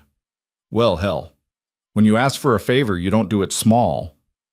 You can leave if you want, no one would blame you. Didn't say I was leaving, just noting that you've got a talent for finding trouble." Shaw looked around the ranch. "All right, we've got 3 fighters against unknown numbers. First thing we need is better intel. When's the next attack likely to come?" "Could be tonight, could be a week from now. They're unpredictable." "Then we make them predictable." Shaw pulled out a knife and started sketching in the dirt. "We set a trap. Make them think we're vulnerable. Draw them in on our terms instead of theirs." Clara leaned forward. "How?" "We pretend I'm not here. Mercer sends word to town that his help ran off, couldn't handle the danger. You two act like you're barely holding on. They'll see an opportunity and come hard, thinking they can overwhelm you. And when they do?" Shaw's smile was cold. "We'll be waiting." It was risky, possibly stupid, but it was the first proactive plan they'd had since this whole nightmare started. "I'll ride into town this afternoon," Mercer said. "Spread the word that we're falling apart. Clara, you look exhausted. No offense, but use it. If anyone sees you in town, play up how hard things have been." "And me?" Shaw asked. "You stay hidden. There's a line shack about 2 miles north. Old cabin, barely standing, but it's got a roof. You hole up there until we need you." Shaw nodded. "When do we spring the trap?" "We give them 2 days to hear the rumors and plan their attack. My guess is they'll come on the 3rd night. Hit us hard, expecting an easy victory. Then on the 3rd night," Clara said softly, "we end this." The 3 of them looked at each other, unlikely allies bound together by necessity and stubbornness. A rancher fighting to keep his land, a drifter with nothing left to lose, a cavalryman repaying an old debt, against corrupt law and ruthless men who'd stop at nothing to get what they wanted. The odds weren't good, but they had something the rustlers didn't. They were fighting for more than profit. They were fighting for home. That had to count for something. "All right," Mercer said. "Let's get to work." The next 2 days were some of the hardest of Clara's life. Not because of the physical work, though that was brutal enough, but because of the waiting. The knowing that violence was coming and being unable to do anything but prepare. Shaw slipped away to the line shack as planned. Mercer rode into Dry Hollow and spread his carefully crafted lies about workers abandoning him and desperation setting in. Clara practiced with her gun until her hands were steady and her aim was true. They moved the most valuable horses into the barn and barricaded it from the inside. They positioned weapons at strategic points around the property. They rehearsed their plan until every movement was automatic, and they waited. The 3rd night came with a wind that smelled like rain but refused to deliver. Clara stood in the barn, watching the darkness beyond the open door, and felt time stretching out like taffy. Mercer appeared at her elbow. "You ready?" "As I'll ever be." "Remember the plan. When they come, you stay in the barn. Protect the horses. Shaw and I will handle the attack." Clara turned to face him. "We've been over this. I'm not hiding while you two fight. I'm not asking you to hide. I'm asking you to guard the most valuable assets we have. The horses are the target. If we lose them, none of this matters." He was right, and Clara knew it, but that didn't make it easier to accept. "Fine, but if you need me, you'll know." Mercer's hand found hers in the darkness, squeezed once. "We're going to get through this. Promise?" "No." His honesty was brutal, but appreciated. "But we're going to try like hell." They stood there for another moment, hands linked, drawing strength from each other. Then Mercer released her and moved toward his position near the house. Clara checked her gun for the 100th time, adjusted the knife at her belt, and settled in to wait. The attack came at 2 in the morning. Clara heard them before she saw them, hoofbeats muffled by wrapped cloth, men moving with practiced stealth. They thought they were being quiet. Against sleeping opponents, they might have been. Against people lying in wait, they were painfully obvious. Clara counted shadows as they slipped past the barn. 8, 9, 10. More than they'd expected. Her heart hammered, but her hand stayed steady. The rustlers split up, half heading for the paddocks, half moving toward the house. Perfect. Exactly as planned. Mercer's signal came. A lantern briefly uncovered, then dark again. Clara tensed. Any second now. Gunfire erupted. Shaw emerged from his hiding spot behind the water trough, rifle blazing. Mercer fired from the house window. The rustlers scattered, cursing, returning fire. Chaos. Clara stayed in position, gun trained on the barn entrance. Her job was defense, protection. No matter how much her instincts screamed to join the fight. Then she saw him. A man slipping through the shadows toward the barn, away from the main battle. He had a torch in one hand, already lit. He was going to burn them out. Clara stepped out of the shadows. "Drop it." The man spun, torch swinging. Clara fired. He went down, the torch falling into the dirt and sputtering out. But the gunshot gave away her position. 2 more rustlers turned toward the barn, abandoning the main fight. "Inside!" Mercer's voice bellowed. "Clara, get inside!" She dove back into the barn, slamming the door and throwing the bolt. Heavy impacts thudded against the wood as the men outside tried to break through. The horses screamed, panicked by the gunfire and commotion. Clara moved among them, talking in that low, soothing voice, even as her heart threatened to burst from her chest. "Easy, easy, girls, I've got you." More gunshots outside, shouting, the sound of breaking glass. Then silence. Clara pressed her ear to the door, straining to hear. Nothing, just the wind and the frightened breathing of horses. "Clara!" Mercer's voice. "It's clear. You can come out." She hesitated, remembering every story about people tricked into leaving safety. "Prove it's you." A pause. Then, "The first night you were here, you asked me why I posted the job at midnight. I said it was to see who was desperate enough to answer. You said you'd come as fast as you could. I called that an excuse." Clara's knees went weak with relief. Only Mercer would remember that conversation. She threw open the door. The yard looked like a battlefield, bodies sprawled in the dirt, blood dark against pale earth. Shaw and Mercer stood together near the destroyed paddock, both upright, both alive. Clara ran to them. "Are you hurt?" Couple scratches. Mercer's face was grim. "Nothing serious. You?" "I'm fine. One of them tried to burn the barn. I stopped him." "I saw." Something fierce flashed in Mercer's eyes. "You did good." Shaw was checking the bodies, making sure the fight was truly over. 7 dead, 3 ran off. Think they'll be back? Not tonight. Mercer surveyed the carnage. Maybe not ever. This was their big push. We broke it. "What about the sheriff?" Clara asked. "When he finds out, let him." Mercer's voice was hard. "We've got 7 dead rustlers and evidence of them attacking us. Even Dawson can't spin that into anything but self-defense. And if he tries..." Mercer's hand rested on his gun. "We'll handle that too." The 3 of them stood in the wreckage of the battle, exhausted and blood-spattered and victorious. They'd survived. They'd won. But as Clara looked at the bodies and the destruction, she knew the cost had been high. Higher than she'd wanted to admit when she'd insisted on staying. This was the price of having something worth fighting for: blood and fear and violence. The question was, had it been worth it? Clara looked at the barn full of horses that were alive because they'd fought, at Mercer standing tall despite his exhaustion, at Shaw, a stranger who'd risked his life for people he barely knew. Yeah, it had been worth it. "Come on," she said quietly. "Let's clean this up. We've got work to do in the morning." And they did. Because the ranch didn't stop just because they'd fought a war. The horses still needed feeding. The foals still needed care. Life continued, brutal and beautiful and relentless. But as Clara fell into bed that night, finally allowing herself to feel the fear she'd been suppressing for days, she knew something fundamental had changed. She wasn't just surviving anymore. She was building something, fighting for something. She had found her place in this harsh world, and she wasn't letting go. The sun rose on a ranch transformed by violence, and Clara found herself standing in the yard with a shovel in her hands, staring at the holes Shaw was digging at the far edge of the property. 7 graves. 7 men who'd come to steal and ended up with nothing but 6 feet of hard earth and a marker that wouldn't even bear their names. "You don't have to help with this," Mercer said quietly, appearing at her shoulder.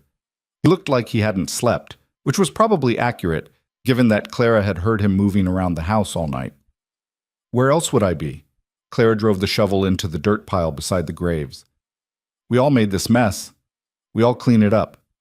Mercer studied her face for a long moment. Most women would be on the first stage out of here after a night like that. "I'm not most women." Clara kept her voice steady despite the tremor in her hands. The adrenaline had worn off hours ago, leaving behind a bone-deep exhaustion that made everything feel distant and unreal. Besides, running won't change what happened, won't bring those men back to life or undo what we did. We didn't have a choice. I know that. Clara paused in her work, looking at the bodies wrapped in canvas and waiting to be buried. Doesn't make it easier. They worked in silence for a while. The rhythmic sound of shovels biting into earth, the only noise except for the wind and the occasional whinny from the horses. Shaw handled the grim work of moving bodies without complaint, his face set in lines that suggested he'd done this before. Too many times before. By mid-morning, the graves were filled and marked with simple wooden crosses that Shaw had fashioned from scrap lumber. Clara stood looking at them, feeling the weight of what they represented. 7 lives ended. 7 families somewhere who'd never know what happened to their sons or brothers or fathers. "They chose this," Mercer said, reading her thoughts. "They came here with violence in their hearts. We just gave them what they were willing to deal out." "I know." Clara turned away from the graves. "What happens now? When the sheriff finds out?" "He already knows." Shaw jerked his chin toward the road where a dust cloud was rising in the distance. "Company coming. 3 riders." Clara's hand went to her gun automatically, but Mercer shook his head. "No, let them come. We knew this was coming." Sheriff Dawson rode into the yard, flanked by 2 deputies Clara hadn't seen before. The sheriff's face was thunderous as he took in the scene. The fresh graves, the blood-stained dirt, the 3 of them standing defiant and armed. "Well," Dawson said, swinging down from his horse, "looks like you had quite a night." "Self-defense," Mercer said flatly. "Armed men attacked my property. We defended it. That's our legal right." 7 dead men is a lot of self-defense. 7 dead thieves, Shaw corrected. "Who came in the night with guns and torches? You want to arrest someone, Sheriff, maybe start with whoever sent them." Dawson's jaw tightened. "You got any proof they were thieves? Or just your word against dead men who can't defend themselves?" Clara stepped forward. "We've got a burned paddock, bullet holes in the barn, and this." She held up a branding iron she'd found in one of the dead men's saddlebags. "Stolen from the Henderson Ranch 3 months ago. I recognize the design.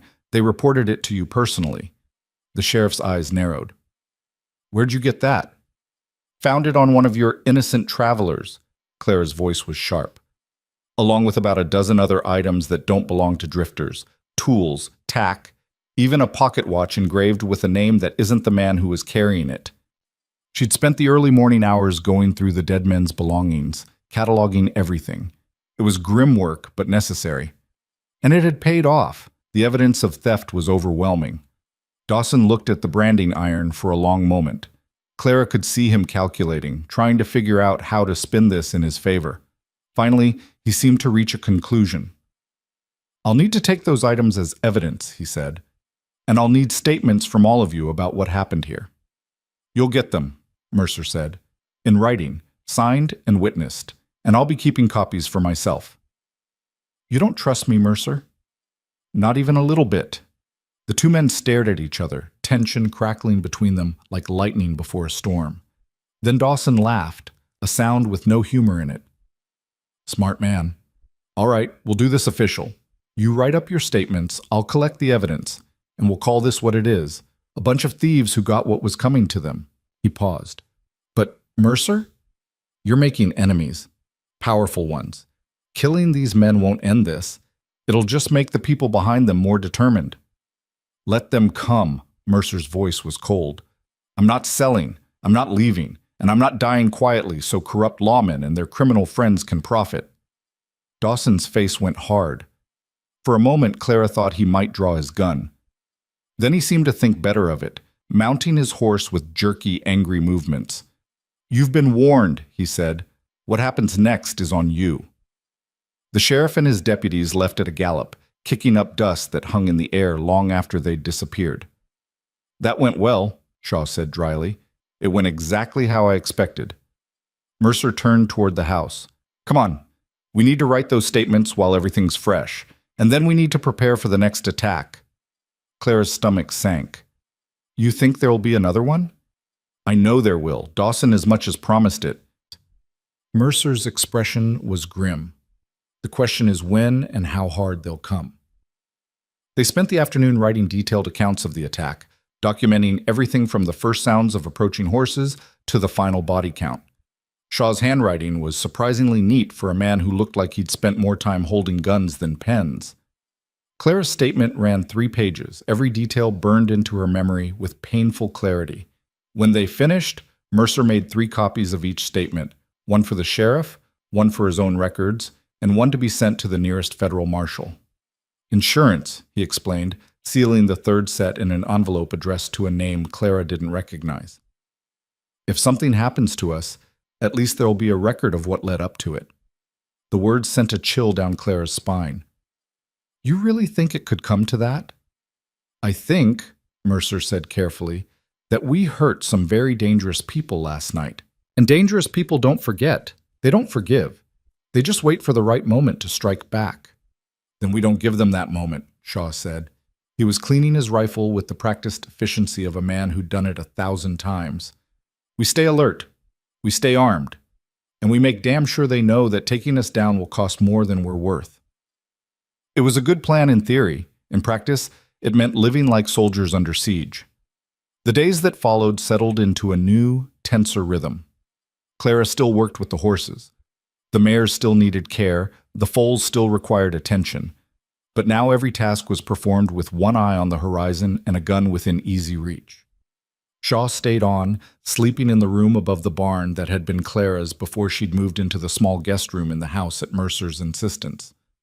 "You shouldn't be alone out there," he'd said when Clara protested the change. "If they come again, you need to be where we can protect you." Clara had wanted to argue that she didn't need protection, but the memory of hands around her throat had silenced her objections. So she'd moved her few belongings into the house, into a room barely bigger than a closet, but with a window that looked out over the barn and a door that locked from the inside.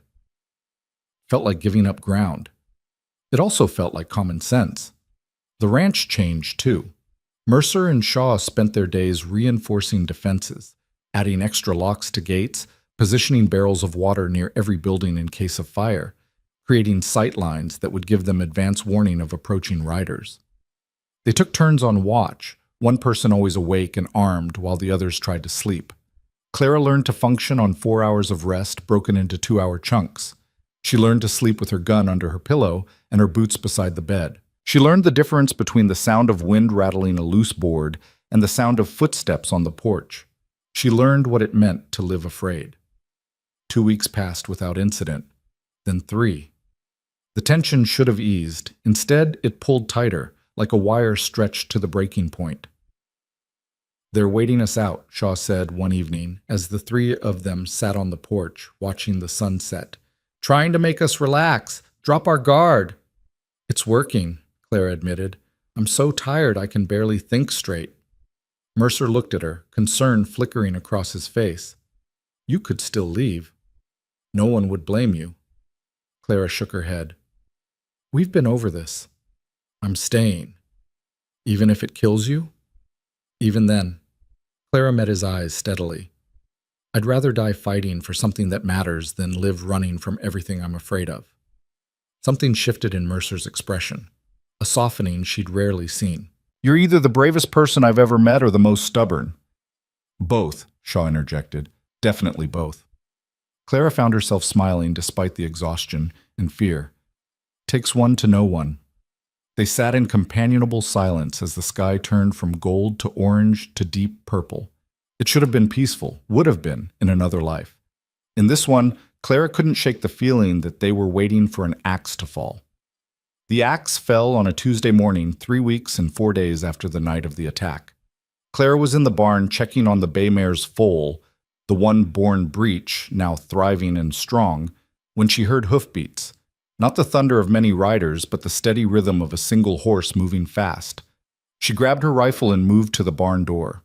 A rider was approaching from town, pushing his mount hard enough to raise concern. As he got closer, Clara recognized him. Young Tommy from the general store, barely 16 and looking terrified. Miss Clara, he called out, pulling his horse to a sliding stop. Miss Clara, you got to get Mr. Mercer, quick. Clara's heart kicked into high gear. What happened? It's the sheriff. He's coming with a posse, maybe 20 men. Says he's got a warrant for Mr. Mercer's arrest. The world tilted. Arrest?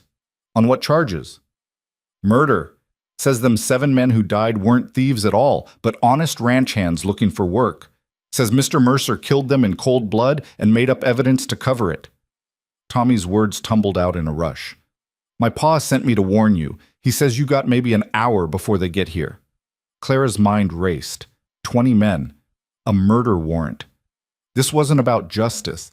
It was about finishing what the rustlers had started, but doing it under color of law. Shaw, she shouted toward the house. Mercer, we've got trouble. Both men emerged at a run, guns already drawn. Clara quickly relayed what Tommy had told her, watching their faces darken with each word. It's a setup, Shaw said immediately. Dawson's found a way to get you legally. Once you're in his jail... I won't make it to trial, Mercer finished. I know. Then we run, Clara said. All of us. Right now. We take the horses and we disappear before they get here. No. Mercer's voice was flat. I run. I lose everything. The ranch, the horses, any chance of clearing my name. They'll call me a fugitive and use it as proof of guilt. Better a live fugitive than a dead innocent man. Is it? Mercer looked at her, and Clara saw something in his eyes that made her chest ache. I've spent my whole life building this place, Clara. It's all I have. All I am. I won't give it up without a fight. Then we fight, Shaw said. 20-3 odds aren't great, but we've faced worse. Clara's throat tightened. This is different. They're coming as law. If we fight them, we really will be criminals. We're criminals already, according to Dawson. Mercer's jaw set in that stubborn line Clara had come to know so well. Difference is, this way at least we go down fighting on our own land. There has to be another option. Clara's mind worked frantically. What if we send for the federal marshal? Tommy, how fast can you ride to the nearest territorial office? 3 days there, 3 days back, Tommy said. And that's if I don't stop except to change horses. Do it. Mercer pulled money from his pocket, far more than the trip would cost. You tell the marshal exactly what's happening here. Tell him we've got evidence of corruption, of a sheriff working with rustlers. Tell him we need help. But sir, that's 6 days at least. What are you going to do until then? Survive, Mercer said grimly. One way or another. Now go. Tommy grabbed the money and wheeled his horse around, galloping back the way he'd come. Clara watched him disappear, feeling like their last hope was riding away. We can't hold them off for 6 days, she said quietly. Not against 20 men with legal authority. We don't have to hold them off. Mercer was already moving, mind clearly working through possibilities. We just have to avoid them, stay mobile, make it impossible for them to catch us. You're talking about guerrilla tactics, Shaw said. Hit and run, never staying in one place long enough to be pinned down. Exactly. We take the most valuable horses, Lightning and the mares with foals. We move them to places Dawson won't think to look. We keep him chasing shadows while we wait for the marshal to arrive. Clara felt a spark of hope. The old Henderson place. It's been abandoned for 2 years. There are caves in the hills behind it, natural shelter, fresh water, good grazing. Mercer nodded. That could work. Shaw, can you get the horses ready to move? Clara, pack supplies, food, water, medical kit. Everything we'll need to camp rough for a week. I'll secure the house and barn. They moved with the efficiency of people who'd learned to trust each other through fire and fear. Within 30 minutes, they had Lightning and 5 mares with foals ready to move, saddlebags packed with essentials, weapons loaded and ready. Clara took one last look at the ranch, the barn where she'd learned to deliver foals, the house where she'd found something like belonging, the land she'd bled to defend. It felt like abandoning a child. We'll be back, Mercer said, reading her expression. This is temporary, just until the marshal arrives and sets things straight. And if the marshal doesn't come, or doesn't believe us? Mercer's hand found hers, squeezed once. Then we figure something else out. But we don't give up. Not now. Not after everything we've survived. They left the ranch just as the sun reached its zenith, driving the horses north toward the Henderson place. Behind them, Clara could see dust rising on the southern road. The posse was coming. The journey took 4 hours through rough country, following game trails and creek beds to avoid leaving obvious tracks. By the time they reached the abandoned ranch, all of them were exhausted and the horses were lathered with sweat. But they'd made it. The Henderson place was exactly as Clara remembered. A fallen-down house with a collapsed roof, outbuildings gone to rot and ruin, and behind it all, the hills with their network of caves that had sheltered outlaws and Indians in years past. Shaw scouted the caves while Clara and Mercer got the horses settled in a protected valley with good grass and access to a spring that bubbled up from the rocks. By the time Shaw returned, the sun was setting and Clara's legs were shaking with fatigue. There's a big cave about a 1/4 mile up, Shaw reported. Dry, defensible, with a back entrance in case we need to escape. We can set up camp there. They worked by lamplight to move their supplies into the cave, creating a rough camp that would have to serve as home for the foreseeable future. Clara laid out bedrolls while Mercer and Shaw positioned weapons near both entrances. It wasn't comfortable, but it was secure. That night, huddled around a small fire in the cave mouth, Clara felt the full weight of their situation settle on her shoulders. They were fugitives now, hiding in the wilderness while corrupt men destroyed everything they'd built. The injustice of it burned. "Tell me something," she said, breaking the heavy silence. "How did this start? The whole thing with Dawson and the rustlers? There has to be more to it than just wanting your horses." Mercer was quiet for so long Clara thought he wouldn't answer. Then he sighed, the sound carrying years of weight. "It started 5 years ago," he said, "when I bought the ranch and started breeding thoroughbreds. Quality horses are worth a fortune, and I was bringing bloodlines into the territory that no one else had. Within a year, I was turning down offers from buyers willing to pay twice what the horses were worth." "Let me guess," Shaw said. "Dawson was representing some of those buyers." "Not directly, but he made it clear that refusing certain offers was unwise. I refused anyway." Mercer's jaw tightened. "That's when the troubles started. Fences cut, feed poisoned, small things at first. Then one of my mares was killed, shot in her stall in the middle of the night. A warning." Clara's hands clenched. "What did you do?" "I hired guards, bought more guns, made it clear I wouldn't be intimidated." Mercer stared into the fire. "For a while it worked. Things quieted down. I thought maybe they'd moved on to easier targets. Then 6 months ago, the rustling attempts started getting serious. Professional, organized. That's when I knew Dawson had stopped trying to pressure me and started trying to destroy me." "Why not just sell and leave?" Clara asked. "Save yourself the trouble." Mercer looked at her, and in his eyes Clara saw the answer before he spoke it. "Because this ranch is all I have. My whole life is in that land, those horses. Selling would be admitting that corruption wins." That power trumps justice. I couldn't do it. Maybe that makes me a fool. It makes you stubborn, Clara said, like someone else I know. That pulled a ghost of a smile from Mercer. Yeah, I guess it does. They sat in silence for a while, listening to the night sounds, wind in the rocks, horses moving in the valley below, the distant cry of a coyote. It should have been peaceful. Instead, Clara felt like they were sitting on a powder keg waiting for a spark. The spark came 2 days later. Clara was down in the valley checking on the horses when she heard it, voices carried on the wind, men's voices, multiple speakers, moving through the hills with the carelessness of people who didn't expect opposition.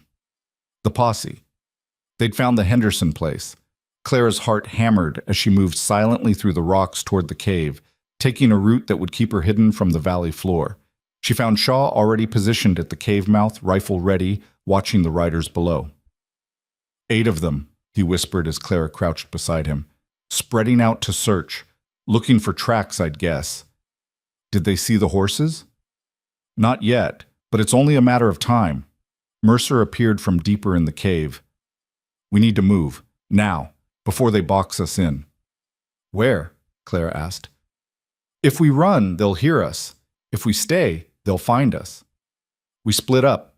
Mercer's face was set in grim lines. Create multiple trails. Make them choose which one to follow. That's suicide, Shaw said flatly. We're stronger together. Oof, we're dead together if they catch us all in one place. Mercer was already grabbing his saddlebag. Shaw, you take Lightning and 3 of the mares. Head west toward the river. There's an old mission there, abandoned but with good cover. Clara and I will take the other horses and go north. We meet back at the ranch in 3 days after Tommy returns with the marshal. Clara's stomach dropped. Caleb, it's the only way. His eyes met hers, intense and unwavering. Trust me. She did. That was the terrifying part. Somewhere in the chaos of the past month, she'd started trusting this stubborn, complicated man with more than just her safety, with something closer to her heart. All right, she said. 3 days. They moved fast, splitting the horses and supplies with military efficiency. Shaw disappeared into the hills to the west, driving his small herd ahead of him. Clara and Mercer went north, pushing hard to put distance between themselves and the posse. By nightfall, they were 10 miles from the Henderson place, camped in a narrow canyon with walls that rose like cathedral spires on either side.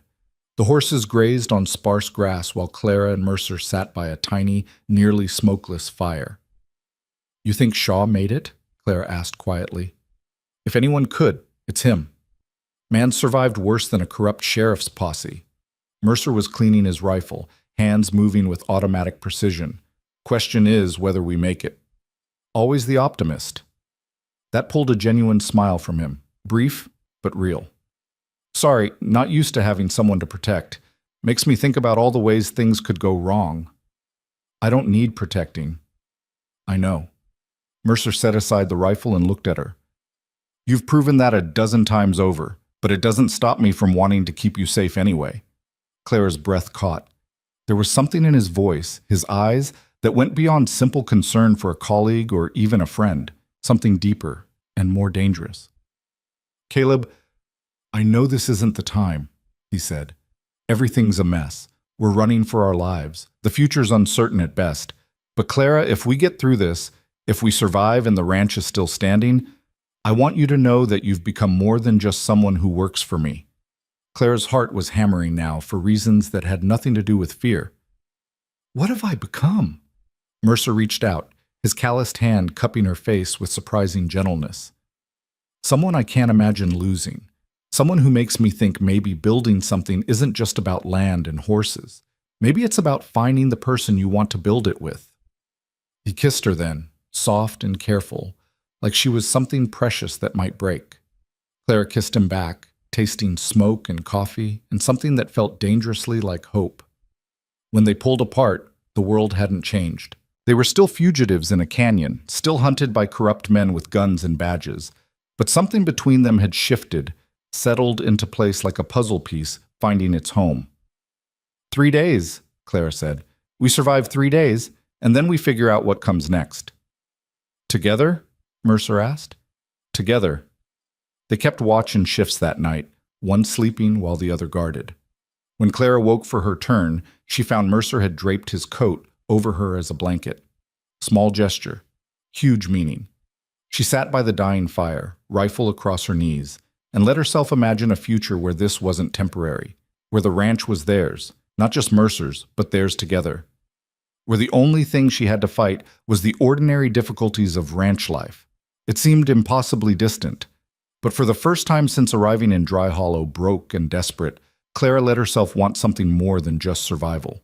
She wanted a life, a real one, with this man, on this land, building something that mattered. She just had to live long enough to claim it. The second day in this canyon dawned with rain, cold, relentless drops that turned the narrow passage into a river of mud and made the horses restless.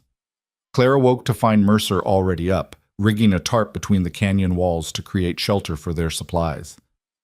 "How long's it been coming down?" she asked, crawling out from under the makeshift tent they'd slept beneath. "About an hour, weather's turning." Mercer secured the last corner of the tarp and turned to face her. His clothes were soaked through, hair plastered to his forehead.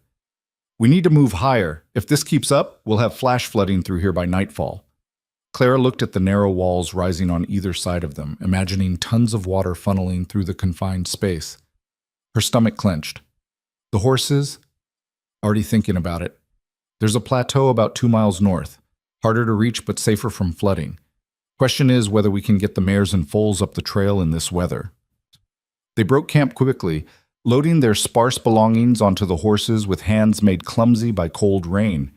The bay mare's foal, the breech birth that had nearly killed them both, balked at the steep trail leading up to the plateau.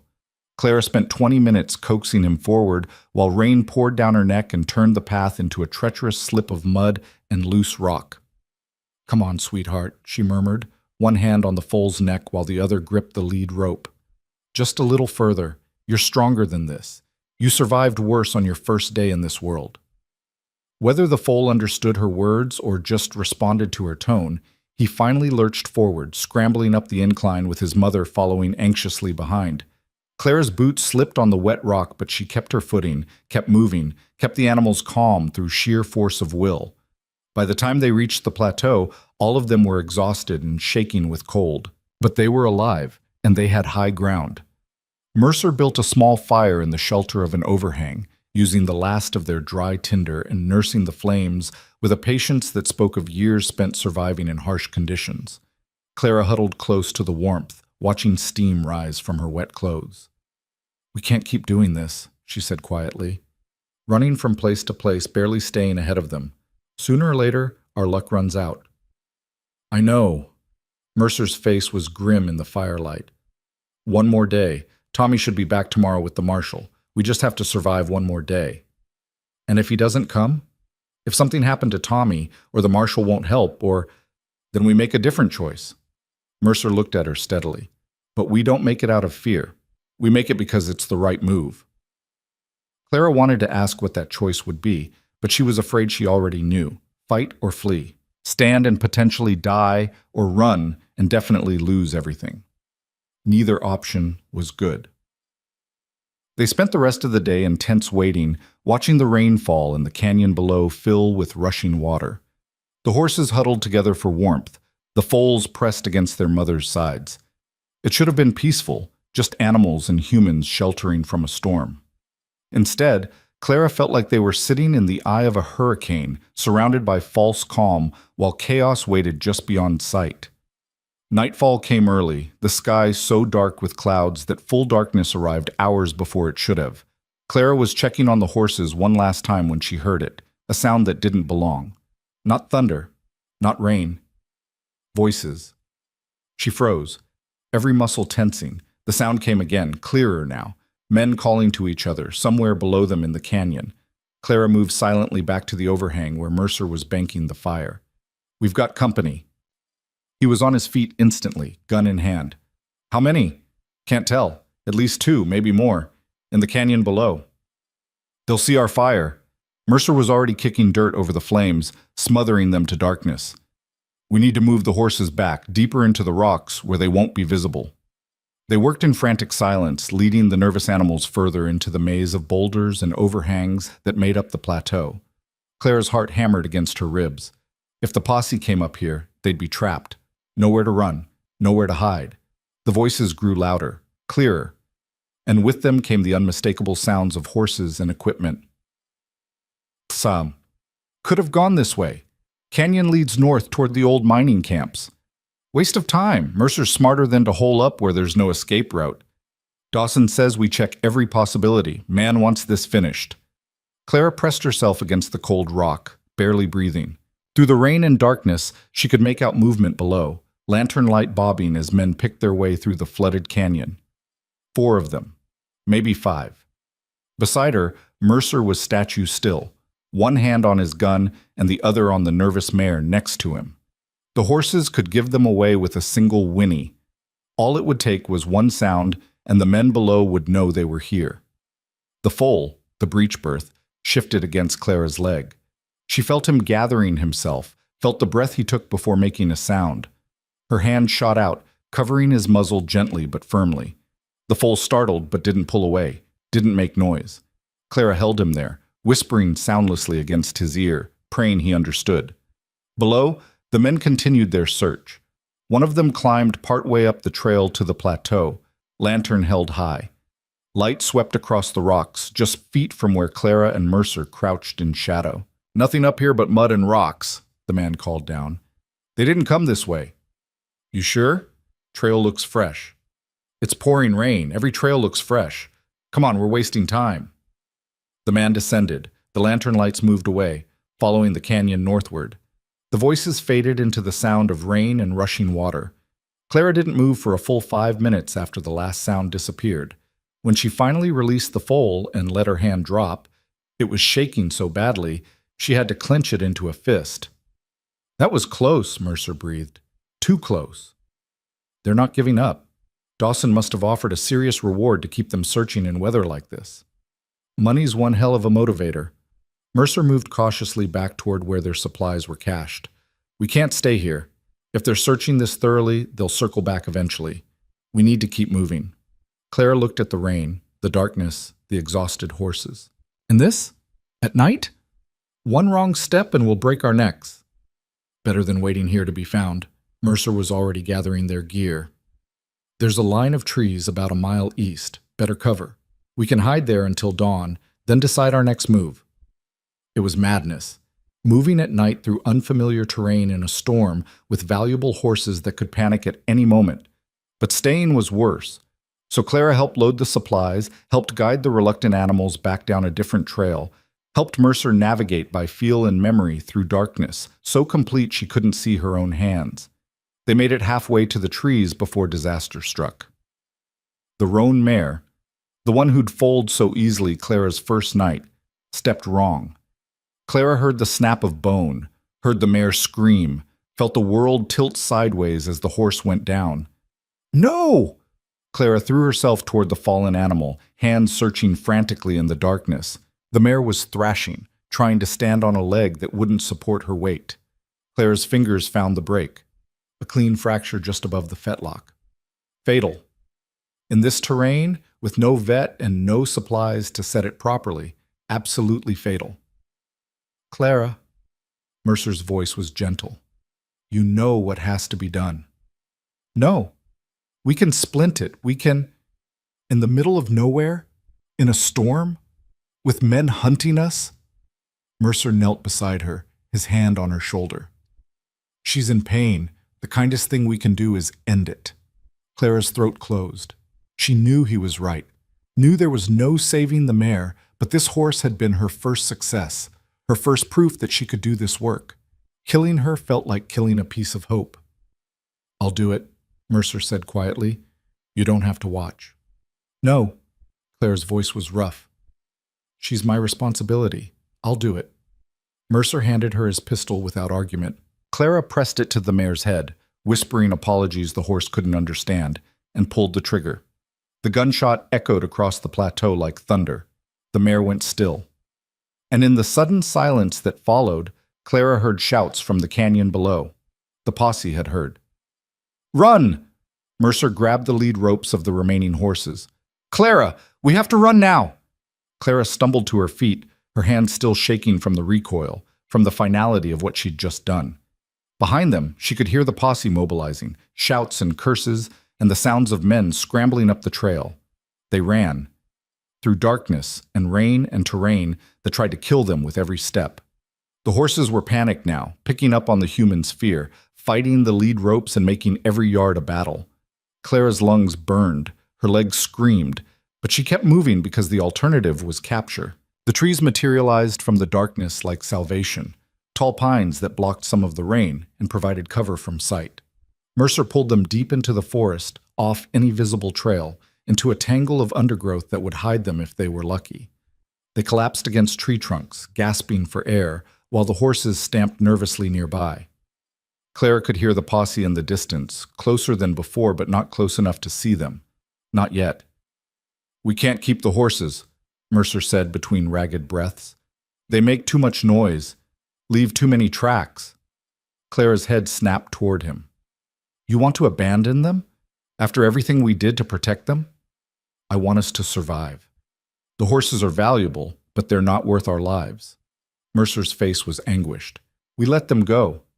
They'll find their way back to the ranch eventually, or someone else will find them. But Clara, we can't keep running with them. Not anymore." Every instinct Clara had rebelled against the idea.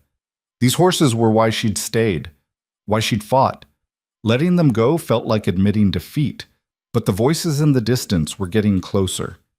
And Mercer was right. They couldn't stay ahead of the posse while herding animals. "All right," she said, the words tasting like ash. "We let them go." They removed the halters and lead ropes, giving the horses their freedom.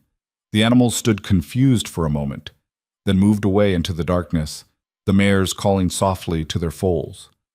Clara watched them disappear and felt something break in her chest. "Come on," Mercer took her hand. "We need to put distance between us and the posse before they realize we're not with the horses anymore."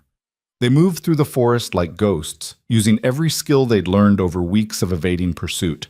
Behind them, Clara heard the moment when the posse found the horses, shouts of triumph that made her stomach twist. Let them think they'd won. Let them think the chase was over. By dawn, Clara and Mercer were 10 miles away, holed up in a root cellar beneath an abandoned farmhouse that looked like it hadn't seen human occupation in a decade. They were soaked, exhausted, filthy, and down to the supplies they could carry on their backs. But they were alive. "One more day," Clara said, her voice barely audible. "Tommy should be back today." Mercer pulled her close, and Clara let herself lean against him, drawing strength from his solid presence. They'd lost the horses, lost their shelter, lost almost everything except each other and the slim hope that help was coming. It had to be enough. They dozed in shifts through the morning, too tired to stay fully awake, but too wired to truly sleep. Clara dreamed of horses and gunfire and hands around her throat. She woke gasping to find Mercer's arms around her, his voice murmuring reassurances. "We're all right. You're safe. I've got you." Safe was relative, but in that moment, in his arms, Clara almost believed it.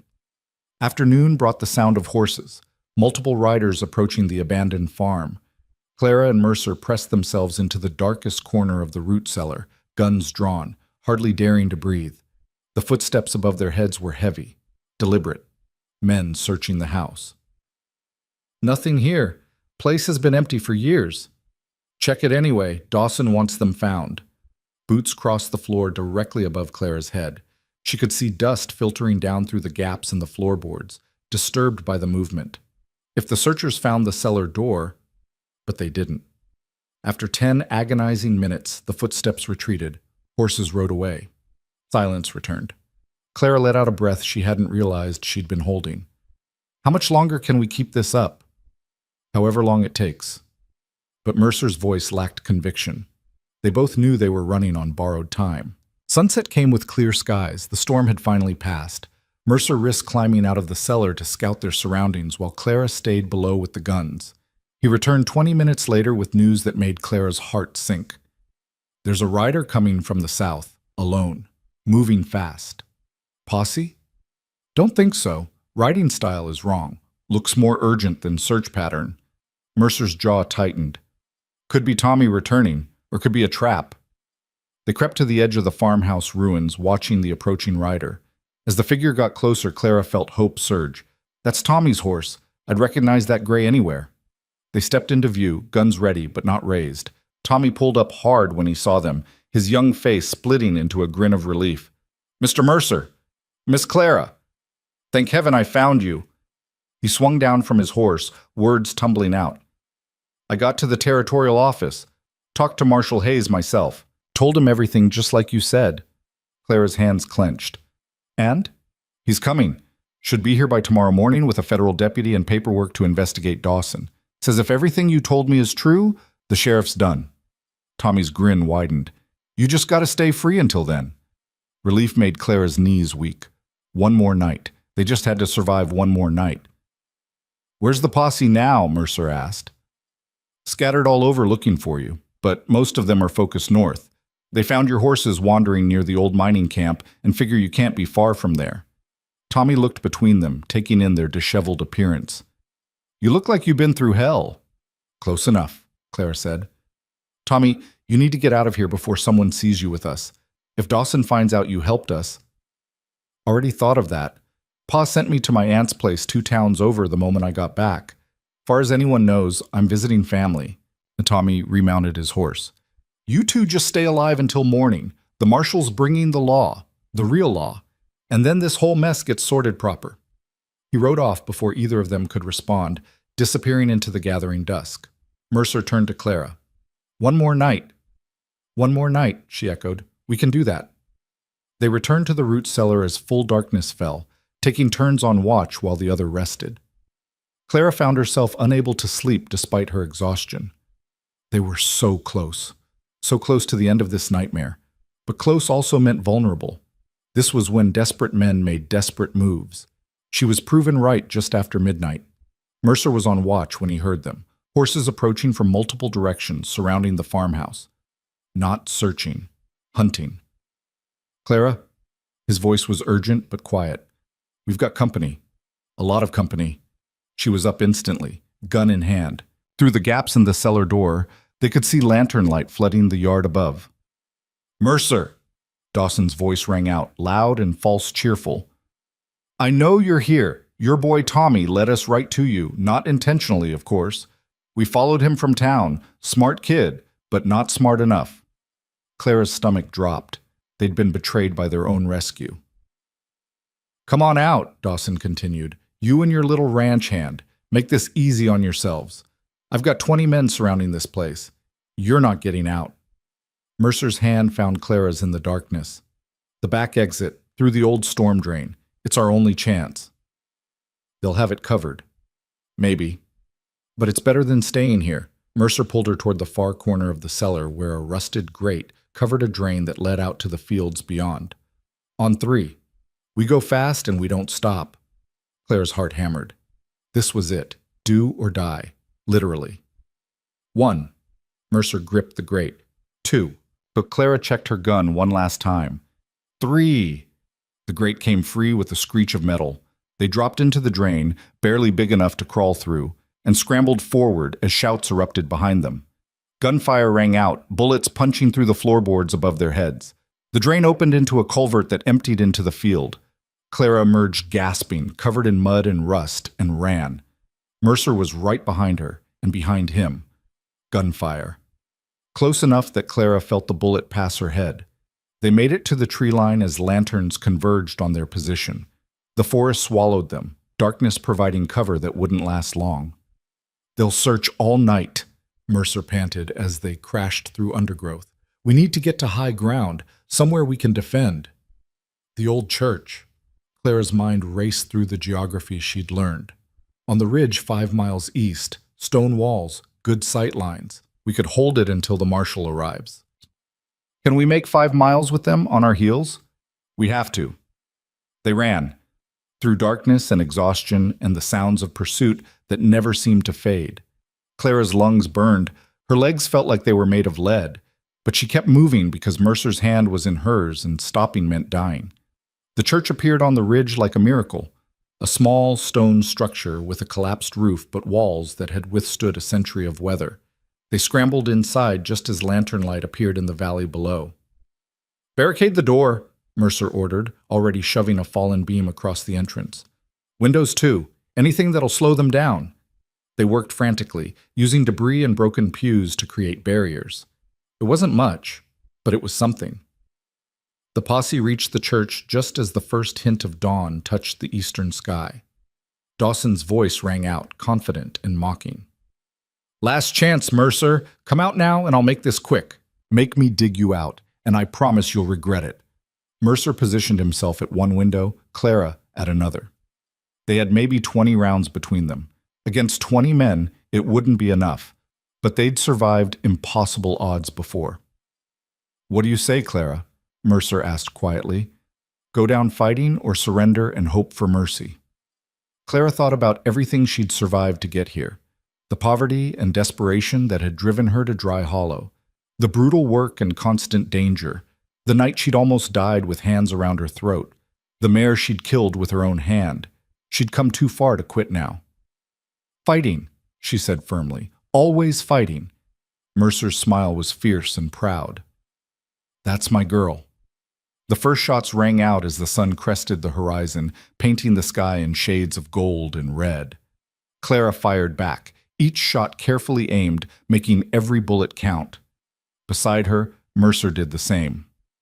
They held the church for 30 minutes. 40, an hour. Men fell back, regrouped, charged again. The walls held, the barricades held, but they were running out of ammunition. Clara was down to her last 3 bullets when she heard it. New voices, new horses, and one voice that cut through the chaos like a blade. "This is Federal Marshal Hayes. Everyone drop your weapons, now!" The gunfire stopped. Clara risked a glance out the window and saw riders pouring over the ridge, men in federal badges, guns drawn, surrounding Dawson's posse. The cavalry had arrived. Literally. Dawson tried to spin the situation, tried to claim authority, but Marshal Hayes wasn't having it. Clara watched through the window as the marshal produced documents, made arrests, systematically dismantled the corrupt sheriff's lies with evidence and federal authority. It was over. Mercer pulled her away from the window, and they collapsed against the stone wall together, shaking with exhaustion and relief. They'd survived. Against impossible odds, through nightmare after nightmare, they'd survived. "We did it," Clara whispered. "You did it." Mercer's arm tightened around her shoulders. "You could have run a dozen times, should have run, but you stayed. You fought. You—" His voice broke. Clara turned to face him and saw tears tracking through the dirt on his face. "Hey," she said softly, cupping his face with her filthy hands. "We both did it, together, like we said." He kissed her then, hard and desperate, and full of everything they'd been through. When they pulled apart, the sun was fully up and Marshal Hayes was calling for them to come out. They emerged from the church to find Dawson in chains, his posse scattered and arrested, and justice finally arriving in Dry Hollow. The marshal took their statements, examined their evidence, and within hours had built a case that would see Dawson and his associates imprisoned for years. Tommy appeared with Shaw, both of them grinning with relief at finding Mercer and Clara alive. "The horses made it back to the ranch," Shaw reported. "All of them.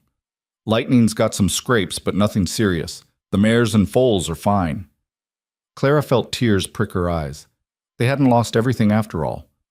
As the marshal led the prisoners away and the dawn painted the sky in impossible colors, Clara stood with Mercer on the ridge overlooking the valley that had nearly killed them both. "What happens now?" she asked. Mercer was quiet for a long moment. Then he turned to face her fully, taking both her hands in his. "Now," he said, "I ask you a question I should have asked weeks ago. This ranch, this life, it's not easy. It's dangerous and brutal, and it'll test you every single day. But Clara, I can't imagine doing it without you anymore. So I'm asking—" He paused, his eyes searching hers. "Will you stay, not as an employee, as a partner, equal stake, equal say, equal everything?" Clara's heart was too full for words, so she answered the only way that made sense. Yes. The word hung in the air between them like a promise, like a vow spoken without ceremony but carrying more weight than any ritual could provide.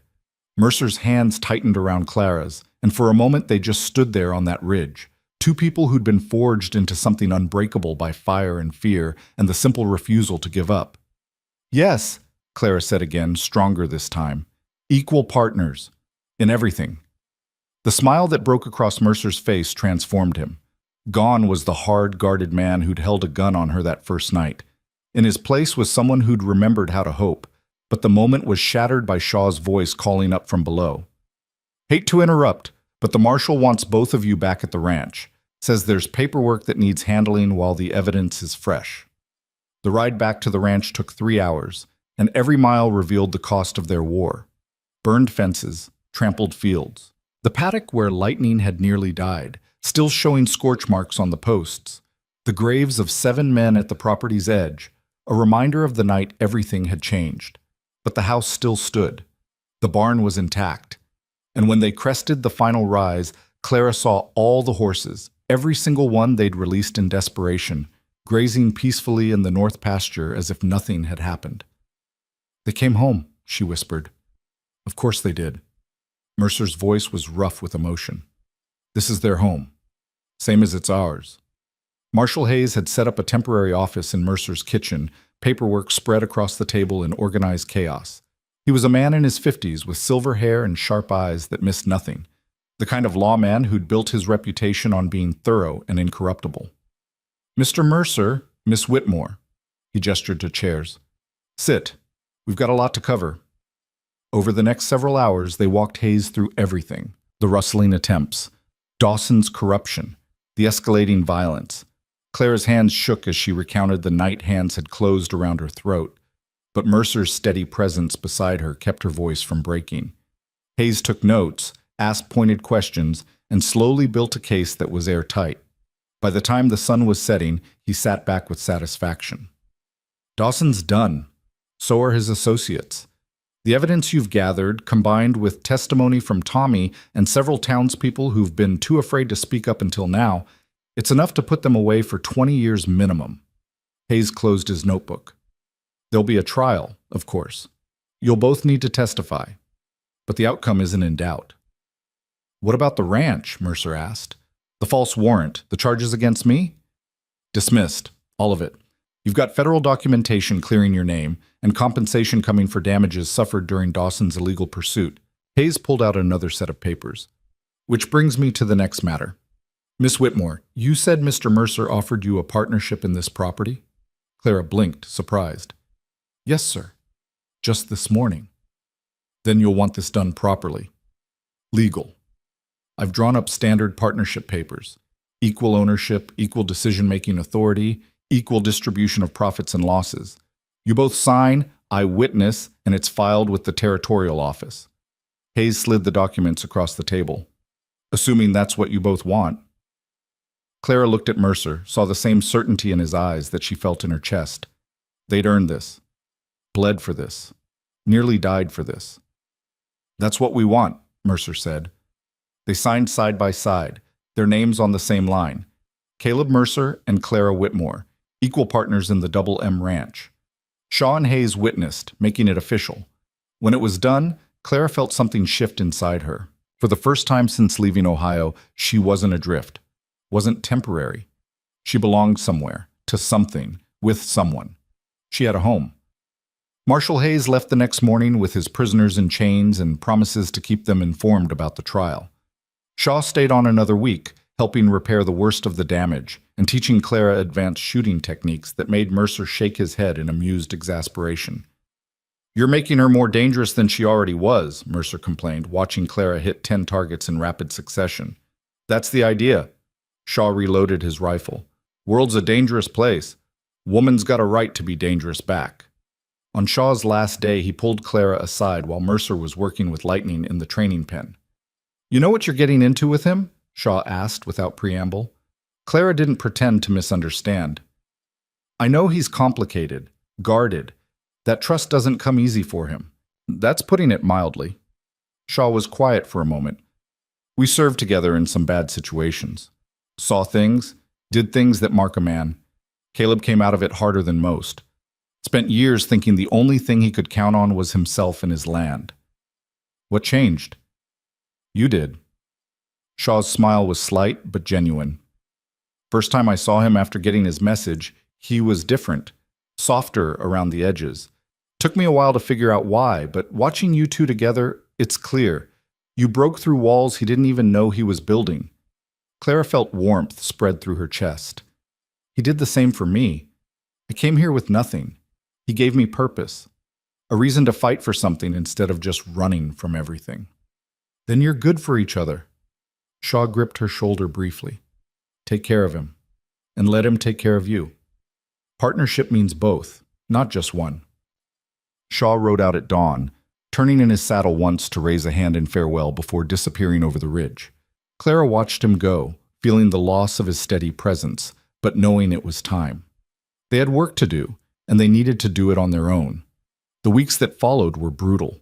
Rebuilding wasn't just about physical repairs, though there was plenty of that. It was about rebuilding trust with the townspeople who'd been too afraid of Dawson to help. About establishing new relationships with buyers who'd been warned away by the corrupt sheriff. About proving that the Double M Ranch was a legitimate operation run by people who wouldn't be intimidated or controlled. Clara threw herself into it with the same fierce determination she'd brought to everything else. She rode into Dry Hollow with Mercer to meet with the new interim sheriff, a decent man named Carson, who'd been appointed by the territorial governor specifically to clean up Dawson's mess. She spoke at town meetings about what had happened, laying bare the corruption and violence. She refused to be ashamed or apologetic for surviving. The town's response was mixed. Some people were supportive, angry at Dawson, and grateful the truth had come out. Others were suspicious, uncomfortable with a woman who carried a gun and spoke her mind and claimed equal ownership of a valuable property. Clara didn't care about the latter group. She'd stopped living for other people's approval the day she'd decided to stay and fight. The ranch flourished under their partnership in ways it never had when Mercer worked alone. Clara's instincts for the horses proved invaluable. She could spot subtle changes in behavior that signaled illness before it became serious, could calm a nervous mare through difficult labor with nothing but her voice and steady hands. Mercer's business acumen and breeding knowledge, combined with Clara's intuitive understanding of the animals, created something powerful.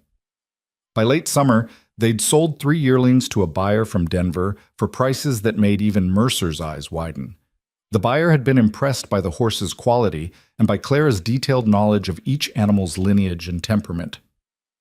"You've got quite a partner there, Mercer," the buyer said, counting out payment. "Most ranchers just know the numbers. She knows the horses."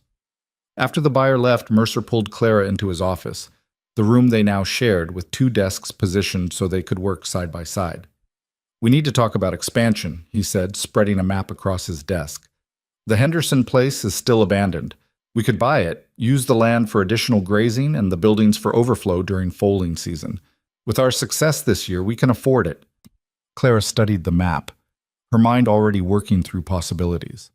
The water rights alone would be valuable, and that back section has natural springs that never run dry, even in drought years. Exactly. We could run twice as many horses without crowding them, build a real breeding operation that could supply the entire territory. Mercer's excitement was palpable. "But it's a big step, big investment. I wanted to make sure you were on board before moving forward." Clara looked at him. This man who'd given her a chance when she had nothing, who'd fought beside her and trusted her and made her an equal partner not just in name, but in truth.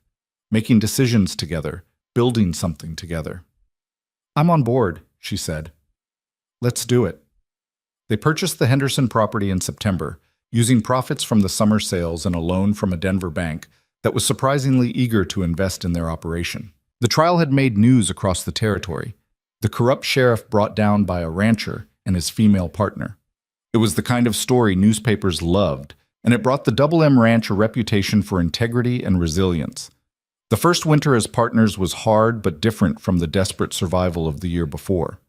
They worked together to prepare for cold weather, stockpiling feed and reinforcing buildings.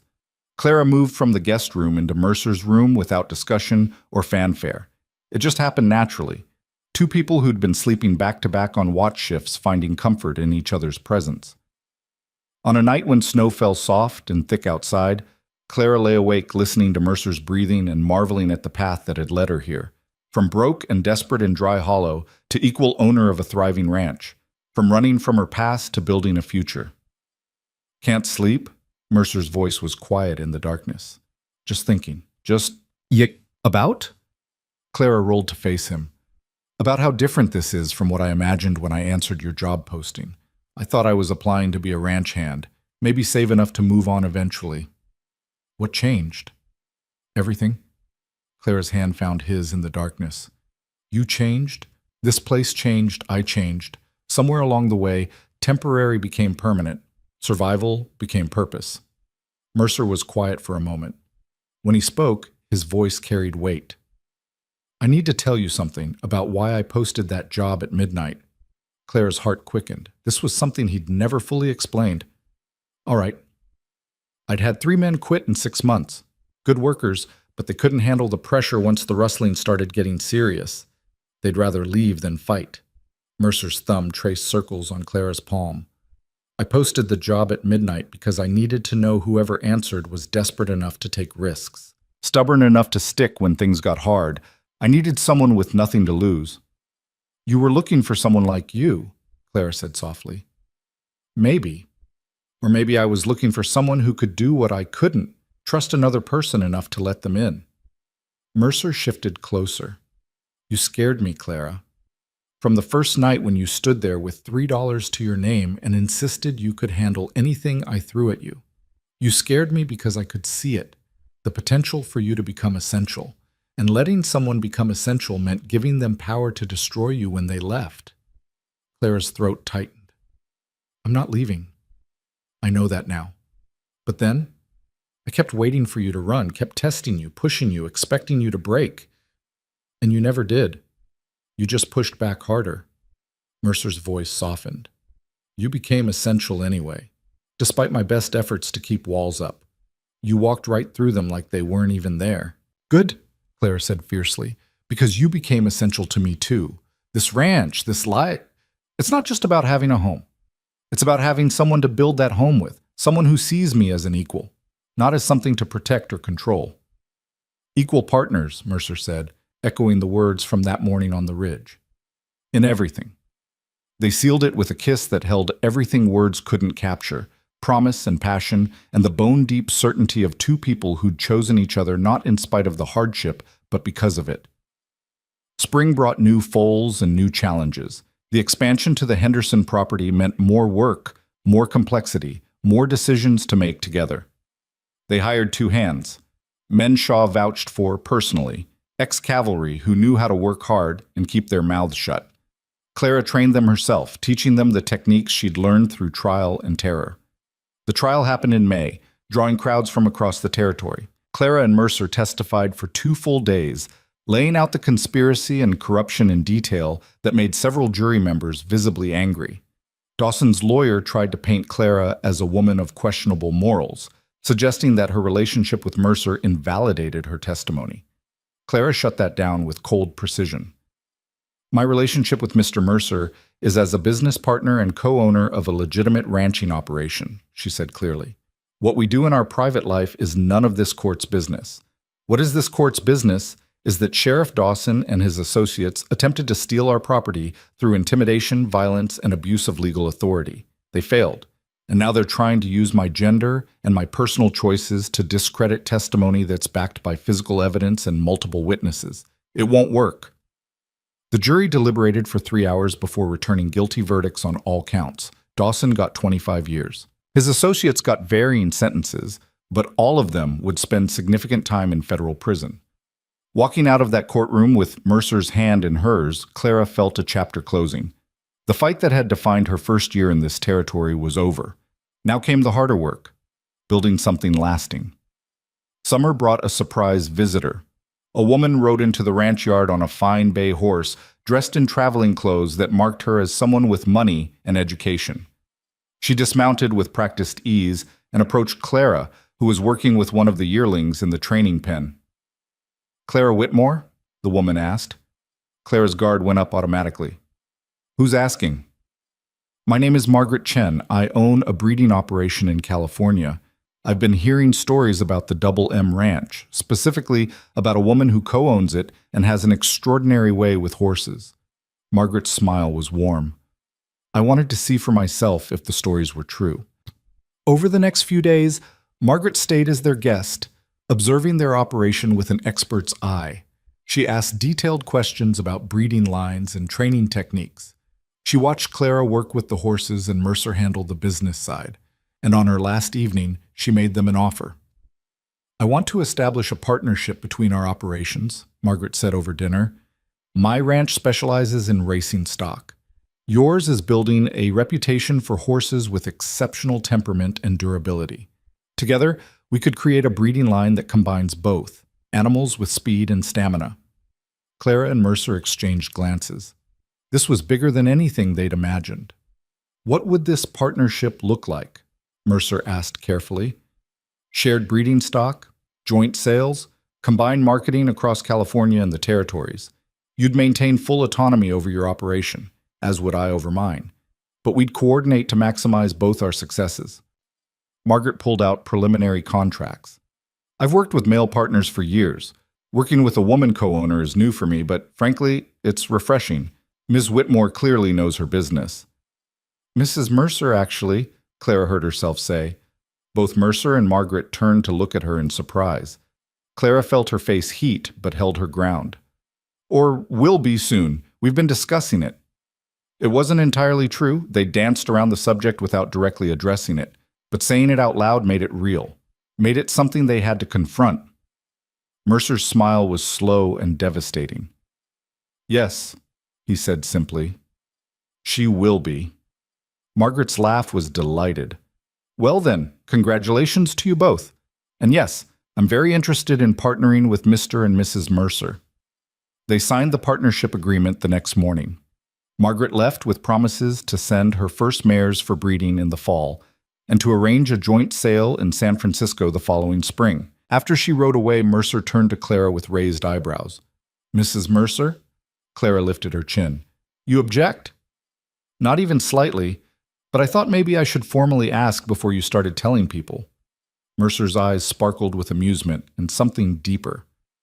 "Clara Whitmore, will you marry me?" "I already said yes to being your partner.